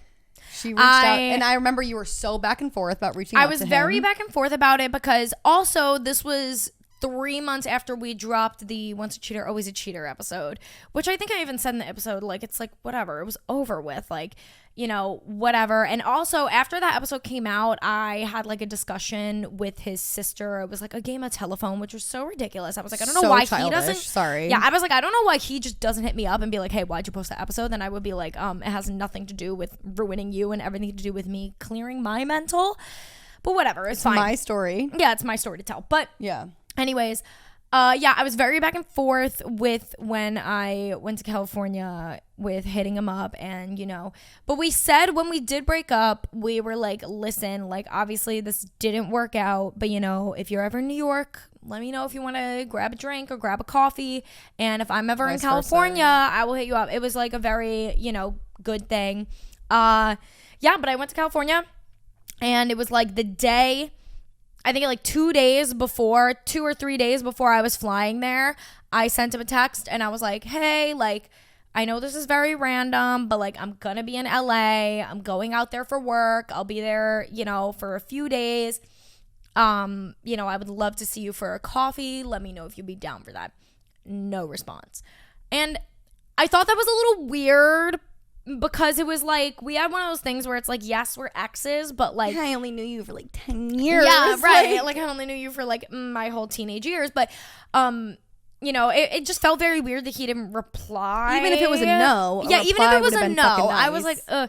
But anyways, so he doesn't reply. So then like 3 days go by. I'm in LA. I have like 2 days left in LA. So I decide, I'm like, I give up all like, what's it called? All morals, I guess. And I sent him another text, and I'm just like, hey again. You know, I was like, just want to let you know, like, I am still here. I am here for like 2 more days. Let me know if you got my last text. Would still love to see you for a coffee. And he just flat out ignored me. Yeah. Fully ignored me. So weird. He never texted me after that. Sorry. I still think to this day that he ignored me probably because his girlfriend didn't want me to see him, which I understand. That's fine. Fully. I just feel like it was a little disrespectful to not even say no. Yes, I feel like it was disrespectful to not say anything. If either A, you didn't want to see me, or B, your girlfriend was uncomfortable with you seeing me, I would have been totally fine with a text message that was like, hey, I'm not gonna lie, don't think this is a good idea. Just the girlfriend doesn't like it. Yeah. And I would have totally I would have done that to Work Bay. No fucking problem. I would tell Work Bay, like, answer her. Like, don't be rude, but say no. Yeah, exactly. I don't know. It just felt like a little weird. But anyway, so that was that. So that's the tea with that. So no, I did not see him, and he didn't want to. So that was, What month was that? That was in March. Yeah, a lot happened at the beginning of the year. You did do Files in March. And then one more thing in April is I went on the Updating show, which we mentioned briefly before. Just like for context. That was iconic. Guys, went on Updating, the blind dating show in New York. That is how I met Harry, if you guys remember him. And I still get DMs and comments all the time of people, I guess they're like, you know, finding the old Updating videos, and they're like, whatever happened to Harry, whatever, blah, blah, blah. So we're still friends to this day. Like, we're cool with each other. I haven't seen him in a few months, but we're very cool with each other. But we went on like 2 or 3 dates. We hooked up. Sex was pretty good with him, honestly. I'm not gonna lie. He was older than me. Everybody knew that at the time. I was 22 and he was 33. And yeah, I mean, the older men know what they're doing. So yeah, it they're was good great. to fuck. Maybe not always good to fuck date, though. You're not gonna have much in common. Yeah, right. But yeah, it was kind of one of those things where it just kind of like faded out. Also, like, we went on like 2 or 3 dates, and then I went to Europe for a month. Yeah, and like the one time I hung out with him, I remember I was like, what the Lily, fuck? I was like, who is his dad? Like, yeah, he wasn't like, you know, an older guy. He was like, looked like a father, and like I was just like, Christina, no. Like, yeah, Lily met him, and she's like, I'm sorry, but no, this is not it. Which I already knew that. I was like, you know what? He's like a good friend of mine. He was cool. Yeah, he was a fling, whatever. So shout out to him. He was a great guy. Just didn't work out in that way. Anyways, I also got like brutally sick in April. I got a cold followed by the flu, followed by like a sprained rib. It was insane. Ew. Also, April is when I rekindled with Dog Guy. Besties again. Besties for the fucking resties. Yeah. April is when I rekindled with Dog Guy, and this was wild because me and him rekindle. Like a few days after we rekindled, we decided we're going to be friends with benefits. And it lasted maybe 2 months. Yeah. Well, the friends with benefits lasted 2 months before I broke it off. with him because I don't know, I just didn't really want to do it anymore. Also, I just wanted to be more serious about my dating life. I was gonna say, you started being like, I want a boyfriend. Yeah, exactly. So I was like, it's not really for me, but you know, we're homies. So that was that. All right, now April was May. Brutal. No, I didn't do April. I thought that whole... No, it was kind of. Actually, never mind. Well, I was just going to say... What do you have extra stuff? Well, go. Well, if you have extra stuff for April, after all that, because that was like very early April. Just like April in general for me was awful. Like awful. Because that just happened with our friends. And then I was stuck in an apartment in April because in May, I'll get into that. I moved into Christina's apartment because she went to Europe for like a month and a half. Jesus, how long were you there? A month. I moved there for a month, so I got some space. But in April, I was stuck in this apartment with my ex-boyfriend. It was literally awful because I was like over it, and I had to watch him like mourn a relationship, and I was like, "Yeah, I'm gonna go out." Like, don't care. I'm so sorry. So sorry. And then I had my first date with Workbay at the end of the month. And it was like really weird because there was like all this built up tension with us. We had never really like hung out alone. Yeah. And then I go on this date with Workbay and like I sit down at the table at this restaurant and I word vomit and like pretty much explained to him like what I was going through. He knew I had like just gotten out of a relationship, but he didn't know like severity. No, I'm like stuck in an apartment with him, like blah blah blah blah blah. And I just like explained it all to him, which kind of is why me and Workbay had the most complicated beginning because I was in the most complicated time of my life meeting him. So it was weird, but like, I don't know. He was really there for me. Like it was basically my breakup was like, I got through it with like Christina and Workbay. Like they are the two that like just held me together because Workbay was just like trying to distract me, taking me out, meeting new people, blah, blah, blah. And like Christina just like knew the significance of it and was like there for me like emotionally more. But it was weird. It was a weird time. Yeah. It was weird. March and April were fucking crazy. Brutal. All right. So May. Let's start off with Jane. Yeah. Because May, I mean, well, here's the thing. I was in Europe for the entire month of May. So I feel like in except terms for, like, of the me, first, there like, wasn't. 2 days. When did you leave? I left May 8th. Yeah, so it was like it was like May 3rd or something. Yeah, the first week of May, which is so funny because me and Lily shared, we compared our lists. Yeah. And I like wrote down this party at the Jane that we went to in May. It wasn't even that significant. It wasn't even that significant, but I wrote it down. And I was like, Lily's probably not. She's probably like glaze over it, whatever. It was like your second time meeting. You also had it written down. No, it was like your second time meeting Workbay, and I was like excited and like. So yeah, we went. I knew it was gonna be fun. Yeah, it was epic. It was everything. Yeah, basically, Lily invited me. Well, Workbay invited me and Lily. The Jane is just like this famous like. Yeah, and there was like a party going on for some dating show, NFT shit. I don't know. It was weird. It was so random. It was so weird. We went for the party, not for the cause. Yeah. But our friend was DJing.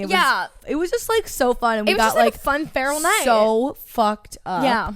And then like me, you and Workbay, it was like so late, like 2:33. But I wrote this down because of that guy that I met. Oh. Guys, this was so fucking weird. Yeah. So I'm like eyeing this guy the whole night. He's like this edgy looking motherfucker. Because he was so fucking hot. Yeah, he was really hot. He was this edgy looking motherfucker. And I'm eyeing him the whole night. He's eyeing me. And I'm trying to get a little bit of liquid courage to finally go talk to him and ask him for his number, whatever. Finally, I go up to him at one point and I'm like, hey, I'm sure you noticed I've been eyeing you all night. I just think you're cute. Like, you know, hi, I'm Christina, introduce myself. And anyways, I get his number and he puts his like name into my phone, which it was, you know, his name and his number. And it was definitely there's no way it was his real name. It was like an alias name. It was like, you know, like fucking Machine Gun Kelly goes by the name Machine Gun Kelly. Childish Gambino goes by, like, you know, it was like one of those sorts of names. And so I was like, whatever, but he puts in my name. I you know what's funny is when I was trying to jog my memory with this, I was like trying to look through my contacts and try and remember what the name was. I can't remember either. I cannot remember. Maybe if I just like scroll through quickly, I'll be able to find it. But anyways, puts his name in. I decide I'm gonna do a little like Googling on him. Like I text him like, so nice to meet you. He texts me so nice, whatever, blah, blah, blah. Thinking he's just like this random guy with a cool fashion sense. Guys, this is Machine Gun Kelly's songwriter and Blink-182 and like more, like, and way more. So he has like crazy songs of his own too that he puts out. Amazing singer. I was like millionaire. Yeah, like so fucking rich because of it. And here I am just thinking is fucking this cute hot white guy. When I tell you Christina pulled this man, like it was in 2 fucking seconds. Like it was fucking nothing. I had no clue who he was, and then afterwards I'm looking up and I text Lily and I'm like, Lily, this man whose like number I just randomly pulled is literally like BFFs with Machine Gun Kelly writing for Blink 182. Yeah, it was this type of like the party that we were at though. The guy who threw the party is Olivia Rodrigo's ex-boyfriend. Like, yeah, so you know he has some connections. That vibe, and like there was just like a ton of people there that like are like underground famous, like not like A-list, but like friends with A-listers. Like that's that crowd. I'm like scrolling trying to find his name. I'm not gonna like expose him on here, but like just for like, you know, the sake of my mental health, like I would like to know his name. That was one of the first time that night too. Was like one of the first times like me and Work Bay just had like a great night. You guys became like friends properly. Yeah. Like, then I remember I stayed over at his apartment and it was like the first time and it was fun. Exactly. I don't think I'm gonna find it right now, but anyways, also for May, like we said, I was in Europe for the whole month. And so I thought that, you know, Europe was fun. I was in my feral era in Europe. And I just thought what would be great to sum up Europe is in my Book of Boys Past, I have a separate section exclusively for the men that I met in Europe. So I'm just going to read off a few names just to jog everybody's memory. It's locked, by the way, guys. Like you need Face ID to get into this list. It is locked. Okay, so the first man I met, Luca. Man that I met at Adam and Eve restaurant. I called him Bible Man because of Adam and Eve. Get it? Whatever. Anyways, Giuseppe. I wrote Kiss Man. I didn't really have a nickname for him, but anyways, this was like boyfriend number 1. Giuseppe was boyfriend number 1. He is the one that took me on my scooter ride around Positano. Anyway, sorry, we just took a pee break. Back to my list of men. Okay, where was I? Oh, by the way, guys, Lily failed to tell me that I look like a fucking raccoon. I thought you always looked like that. Yeah, and honestly, in these episodes lately, they've been doing me dirty. Whatever, anyways. Okay. I look gorgeous. So we last left off with Chez Black Man, short Leonardo DiCaprio. Yes, you always look gorgeous. What's his name? So some of these men don't actually have names because I never got their name. I'm trying to read it. So I never actually got their name. So Chez Black Man looks like Leonardo DiCaprio. He works at the restaurant Chez Black. So some of them are just named by the restaurant they work at. Franco's Man, masked fish guy, because if you don't know that was a restaurant name, it just sounds like you're saying black man. Oh, so I was like, no, Christina, don't get it twisted. The name of the restaurant was Chez Black. Come on, that would be bad. Anyways, so Franco's Man, masked fish guy, because he looked cuter with his mask on. Never forget. Al Plaza, sleeve man, whatever. Roberto, hottest man yet, aka my Italian husband. Yes. Shout out to him. Never forget. The 2 annoying fucks. That was, oh my god, these 2 guys so annoying at the club. The racist piece of shit in the bathroom. Never forget. Porn stash. This guy with a porn stash kept calling me sweetheart, so he's nicknamed Sweetheart Man. Jared, the Minneapolis man who works on Wall Street and tried to hit on me the whole time in Italy, and I wanted nothing to do with him because he was not from Italy. Yeah. He was an American partying there, and I was like, I'm an American partying here. I don't want another American. Anyways, and then the 2 rich brothers, the Flexi Airbnb guys, they were really rich and ran a bunch of Airbnbs. That was just Italy alone. And then we have for Amsterdam, the 3 old dudes that Paige sang Queen with. They bought us drinks and I was convinced that we were getting drugged. And then in Iceland, Alessandro, our tour guide, who was an absolute icon. And I'm pretty sure he wanted to fuck Paige. Anyways, I want to fuck Paige. Like everyone wants to fuck Paige. Everybody wants to fuck Paige. We've gone over this. It's a thing. Yeah, it is a thing. I'm fine with that. Right. While she was in Europe, I was crumbling. Yes. In her apartment.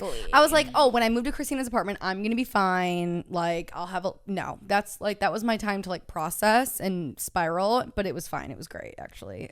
Mm-hmm. That's all I have. I'm like, we need like, yeah, May. I am picking up the pace. May just goes along. All right. So June, my epic birthday party at Madam X, also almost ruined Lily's like whole relationship thing with Work Bay. I don't remember if we've told this story, but when I tell you Work Bay and all his friends are sitting right here, me and Christina are right here, and Christina's telling a group of men, she's like, Lily's a little slut, she's single and she's a slut, and Work Bay sitting right there is, I was fully in love with me. So drunk. I'm not dating. I was like, getting force-fed shots. Please she was hammered. Anyways.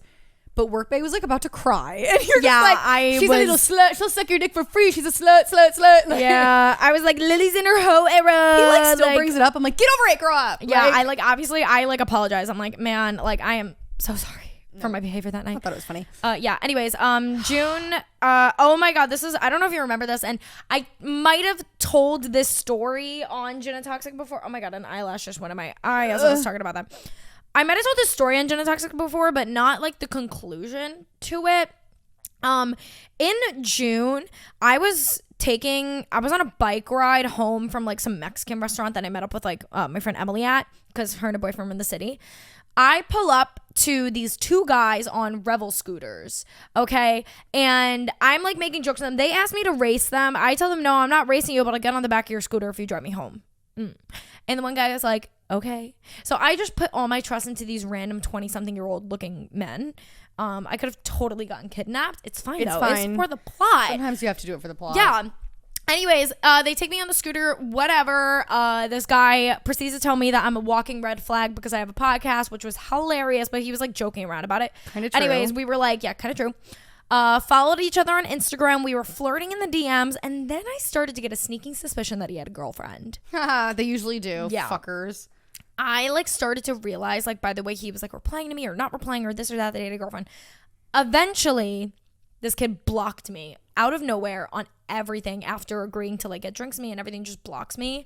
So, and I'm like 99% sure is because he had a girlfriend and the girlfriend found out. Woo! Men ain't shit. Once again. Anyways, yeah, so that happened in June. Also, I do need to point out in June is when I started to fall in love with Mr. St. Pete again. Ew, that was weird. Guys, once again, the man that she met one time, 3 hours, 3 years ago on vacation, guys, somehow is still hung up on him. He doesn't even live in New York. You know what's funny is I don't even think that we've properly we've told the Mr. St. Pete story like in sections on this show.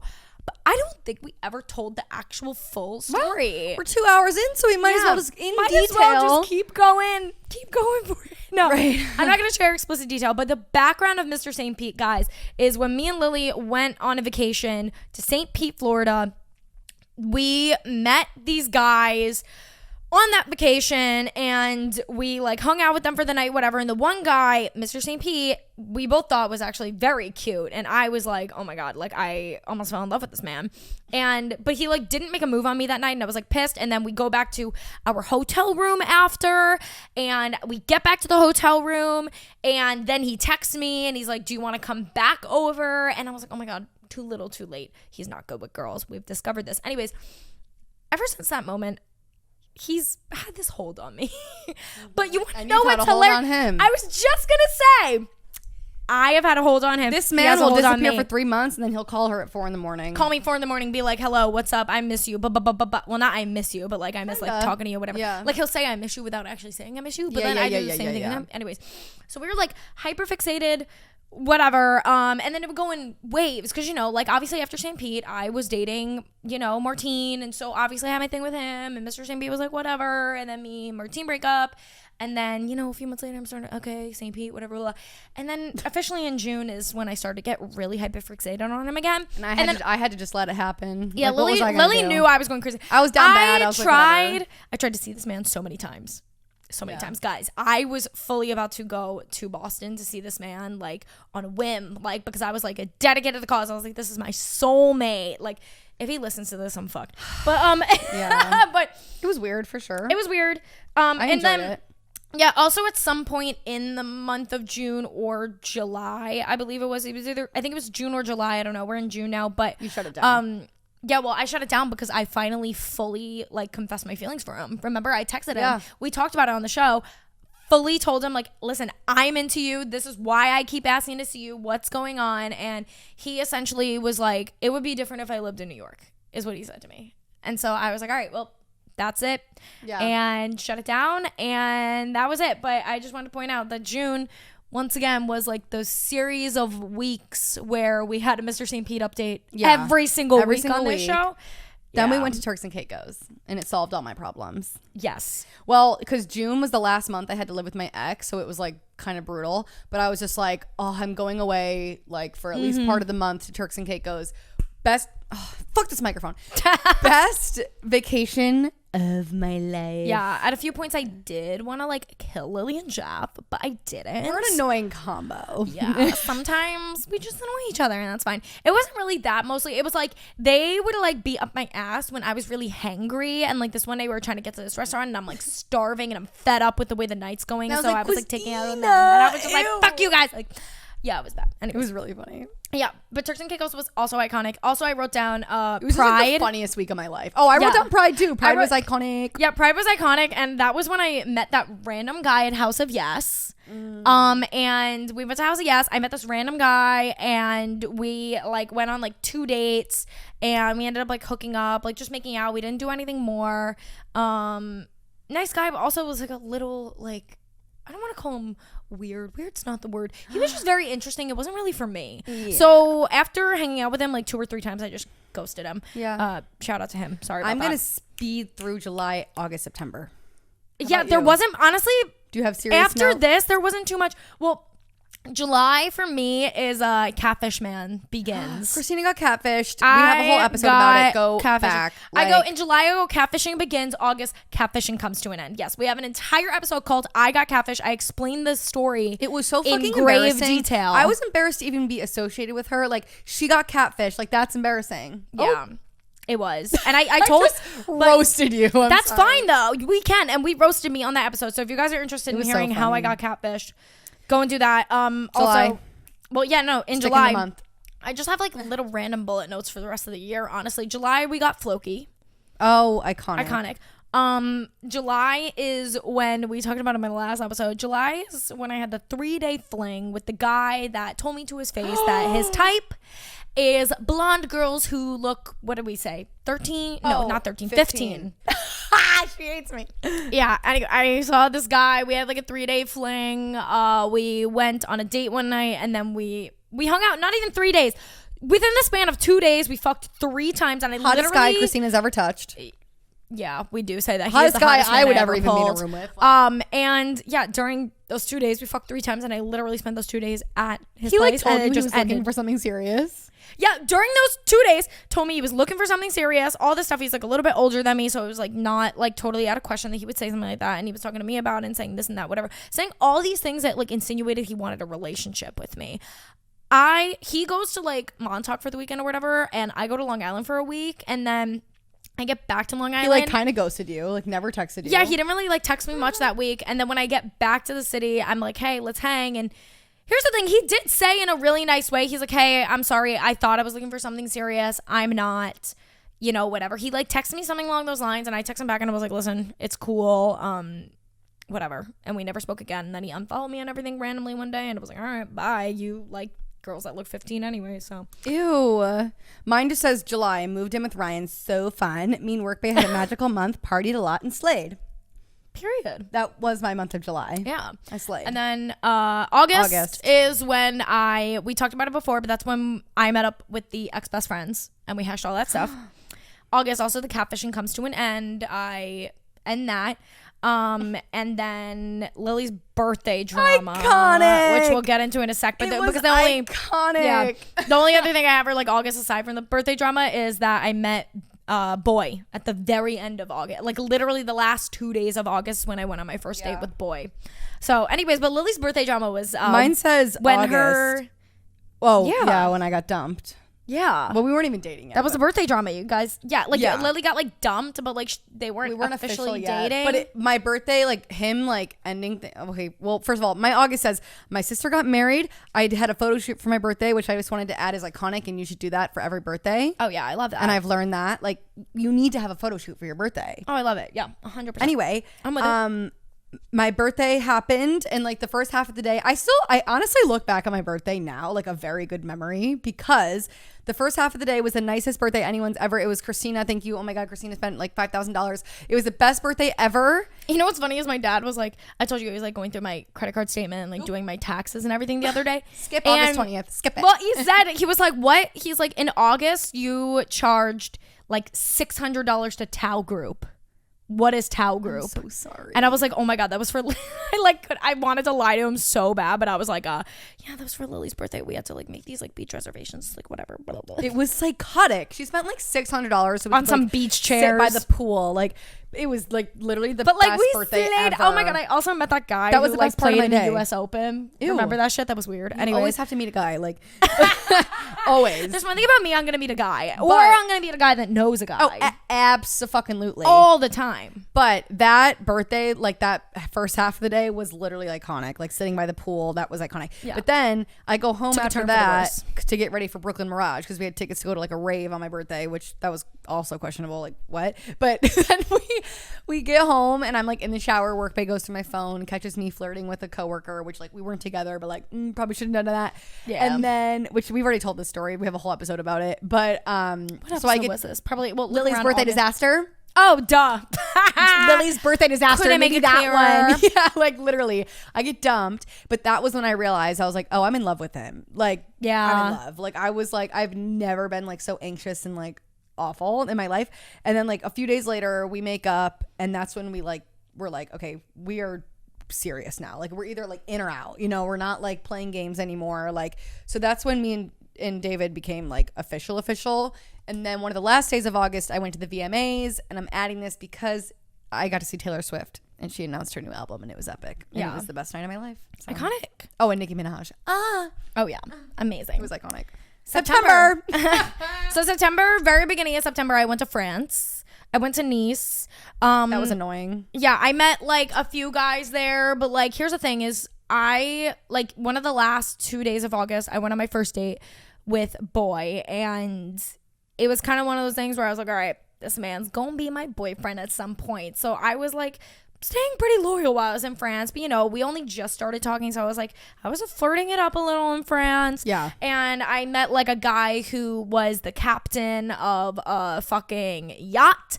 I also met a D1 race car driver. Oh, yes, I recall. Who was the one that I made the Spider-Man kiss video about. That was on our TikTok. I posted that clip, Spider-Man kiss. That was about him. Yeah? Ew. That was so funny.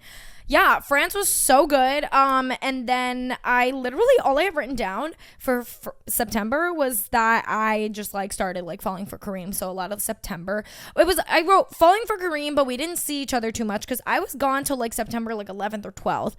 And then we like went on one date, and it was like an amazing date. And that kind of like the date was, he stayed in my place that night. Yeah, it solidified that like we were going to be something.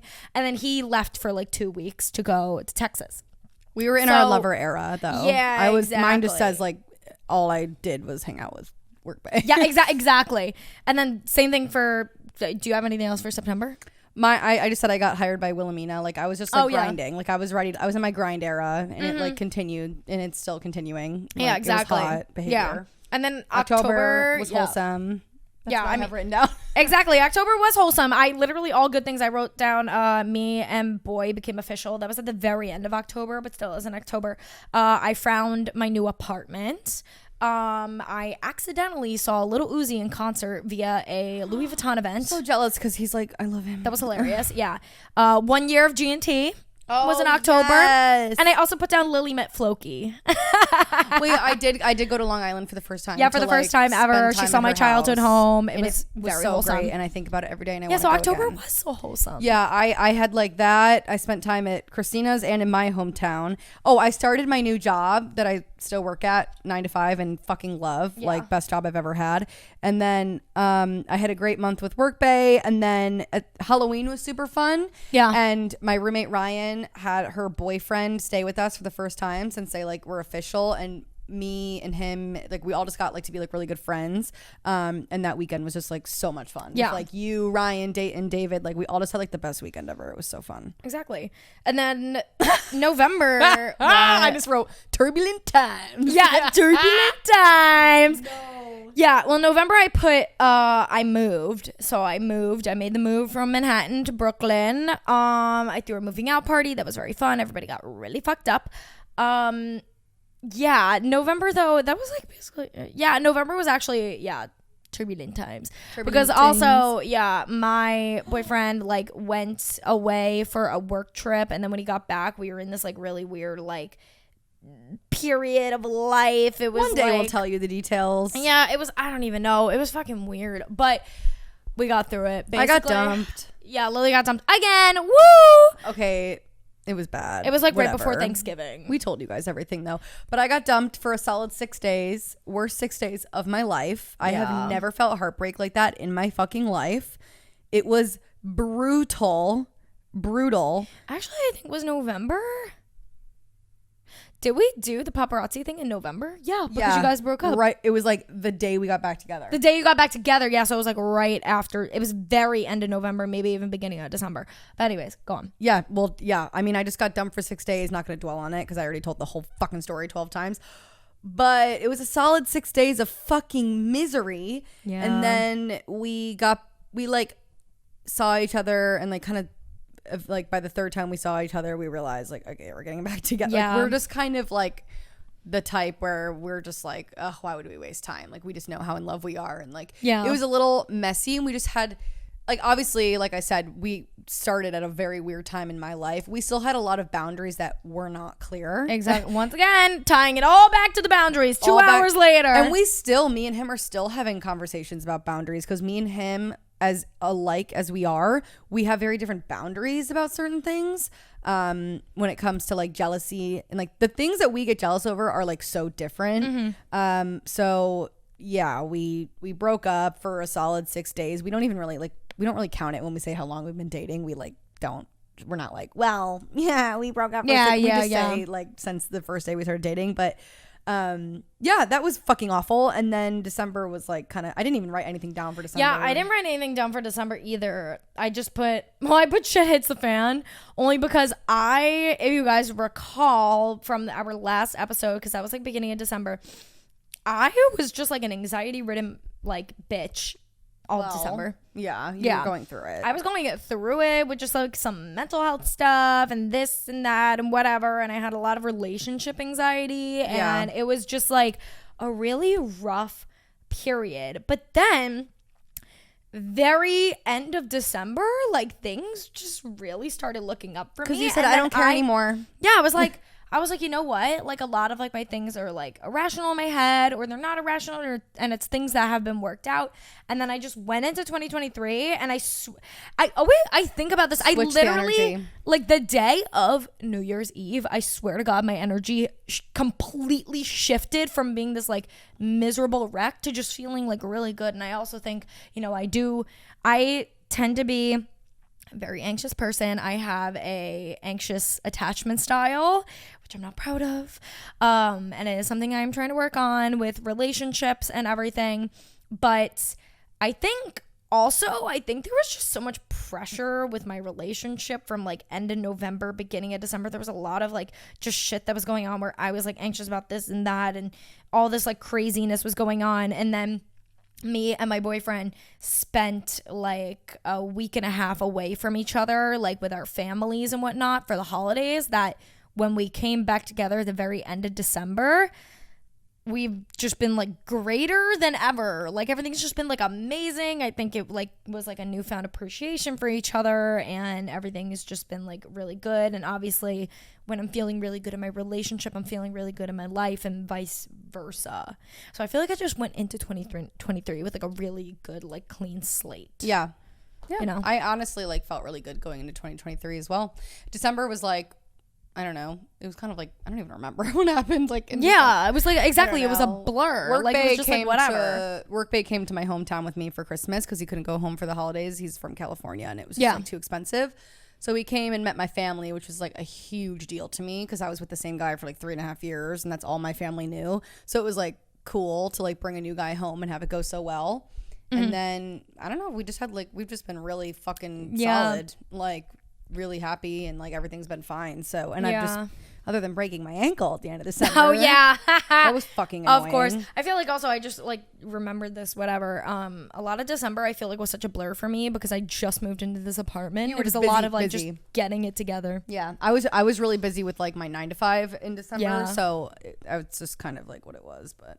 Exactly. Right? Like, I don't even know. Now I'm like looking at my payroll. You're like, what the fuck even happened in December? Girl, what? I don't even know. But it was good. Good like, month. Yeah, it was fun. Way to wrap up the year. Yeah. Toxic confession time. Toxic confession. Guys, you guys popped off. I posted like 2 hours before we started recording. Like, hey guys, if you want to submit any last minute toxic confessions, now's the time. And you guys popped off. And actually, this story, it looks like this girl sent the story after you replied to something she put in your question box. She said that she found handcuffs in her parents' room. And you like replied and you were just like, LOL, what? And she basically sent the full story in our DMs. So I'm going to read it as a toxic confession because it's funny. She goes, so basically this one time while my friends and I were drunk, we decided we wanted drunk cigs. That's such like a universal experience. Felt Not me. I've never smoked a cigarette in my life actually. But Tell me you had a European boyfriend without telling me. Yeah. You know? Me. Get that. Yeah. I didn't mean you. Not me. Well, now I kind of do. Not really. No, I wouldn't count it. He's from Spain, but nah. Yeah. Anyways, they wanted the drunk cigs. Felt bad. So I went into my parents' room to find some, opened up a drawer, and Lord and behold, found a pair of handcuffs instead. Throwing up. Right. Throwing up. Screaming. She said I screamed and then proceeded to freak the fuck out about finding my parents' sex toy while trying to show my friends them. Oh, so she was like freaking out all while she was also trying to explain to her friends what the fuck. But then she goes, flash forward like 2 years later. Me and my boyfriend have been really exploring our sexual preferences and kinks, and I told him I wanted to be handcuffed. So during sex, he went into my parents' room, grabbed the handcuffs, and you could guess the rest. So she used her parents. Savage! Ew, no! No, don't use your parents' belongings. Absolutely not. Wait, no, girl, no. Wait, I also think I could be wrong, but I feel like she sent a follow-up message after that, but it's not in the screenshot where she was like, so I guess like kinks can be passed down or something. No.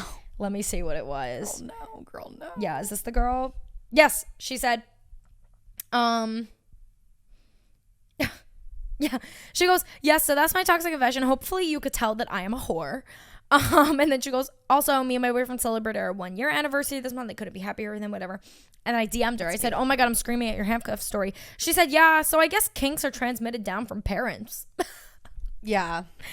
Well, didn't we talk about this ever so slightly with Femme Fatale? Yes. And we were like, can they be passed down? And I forget what she said with her. I think she said there's no like scientific proof. There's no proof. And that's kind of like a complicated thing. Yeah, it is complicated, whatever. And she like can't say something that's like, not bulletproof. I feel like it might be like for women at least, like a hormonal thing. When it comes to like how turned on you get and like wet, like physically wet, how like, that all goes down. Like that maybe could be passed down, but like otherwise, I don't know. Yeah, I'm not too sure, but whatever. Anyways, absolutely. On that note, weird, hilarious, and everything that we wanted to end this episode. I am starving, and Lily has like drinks to attend to. What time is it? Oh shit, yeah. Please tell me you're gonna 8:30. Oh, 8:30. Yeah, not 8. Oh, good. Okay, are you meeting them in Brooklyn? Nope. West Village, but I have to Uber anyway, so it's fine. Are you going directly from here? Mm-hmm. Oh, okay, you'll be fine. All right, guys. We're wrapping up. That was a lot. That was a lot. That was a long ass episode. Trauma. Lily originally was like, you could come with us to get drinks if you want. I'm like, bitch, no. I'm starving. This episode right now, I don't know if it's going to actually be 2 hours, but it is so much at the beginning. 2 hours. Yeah, so. Like, what? Yeah, there's a lot of shit that might need some editing. We talked for 45 minutes before getting into the topic. Yeah. Like, I was in the fucking mood to record today, though. No, I was too. I was like, I just have a lot to just like, bleh, I like have word things vomit. to say. Like, it's been a while. Yeah. I was ready for a tell-all. Okay. Yeah. All right, guys. Bye. We love you. Make sure to go follow us at. No, please do it. I can't.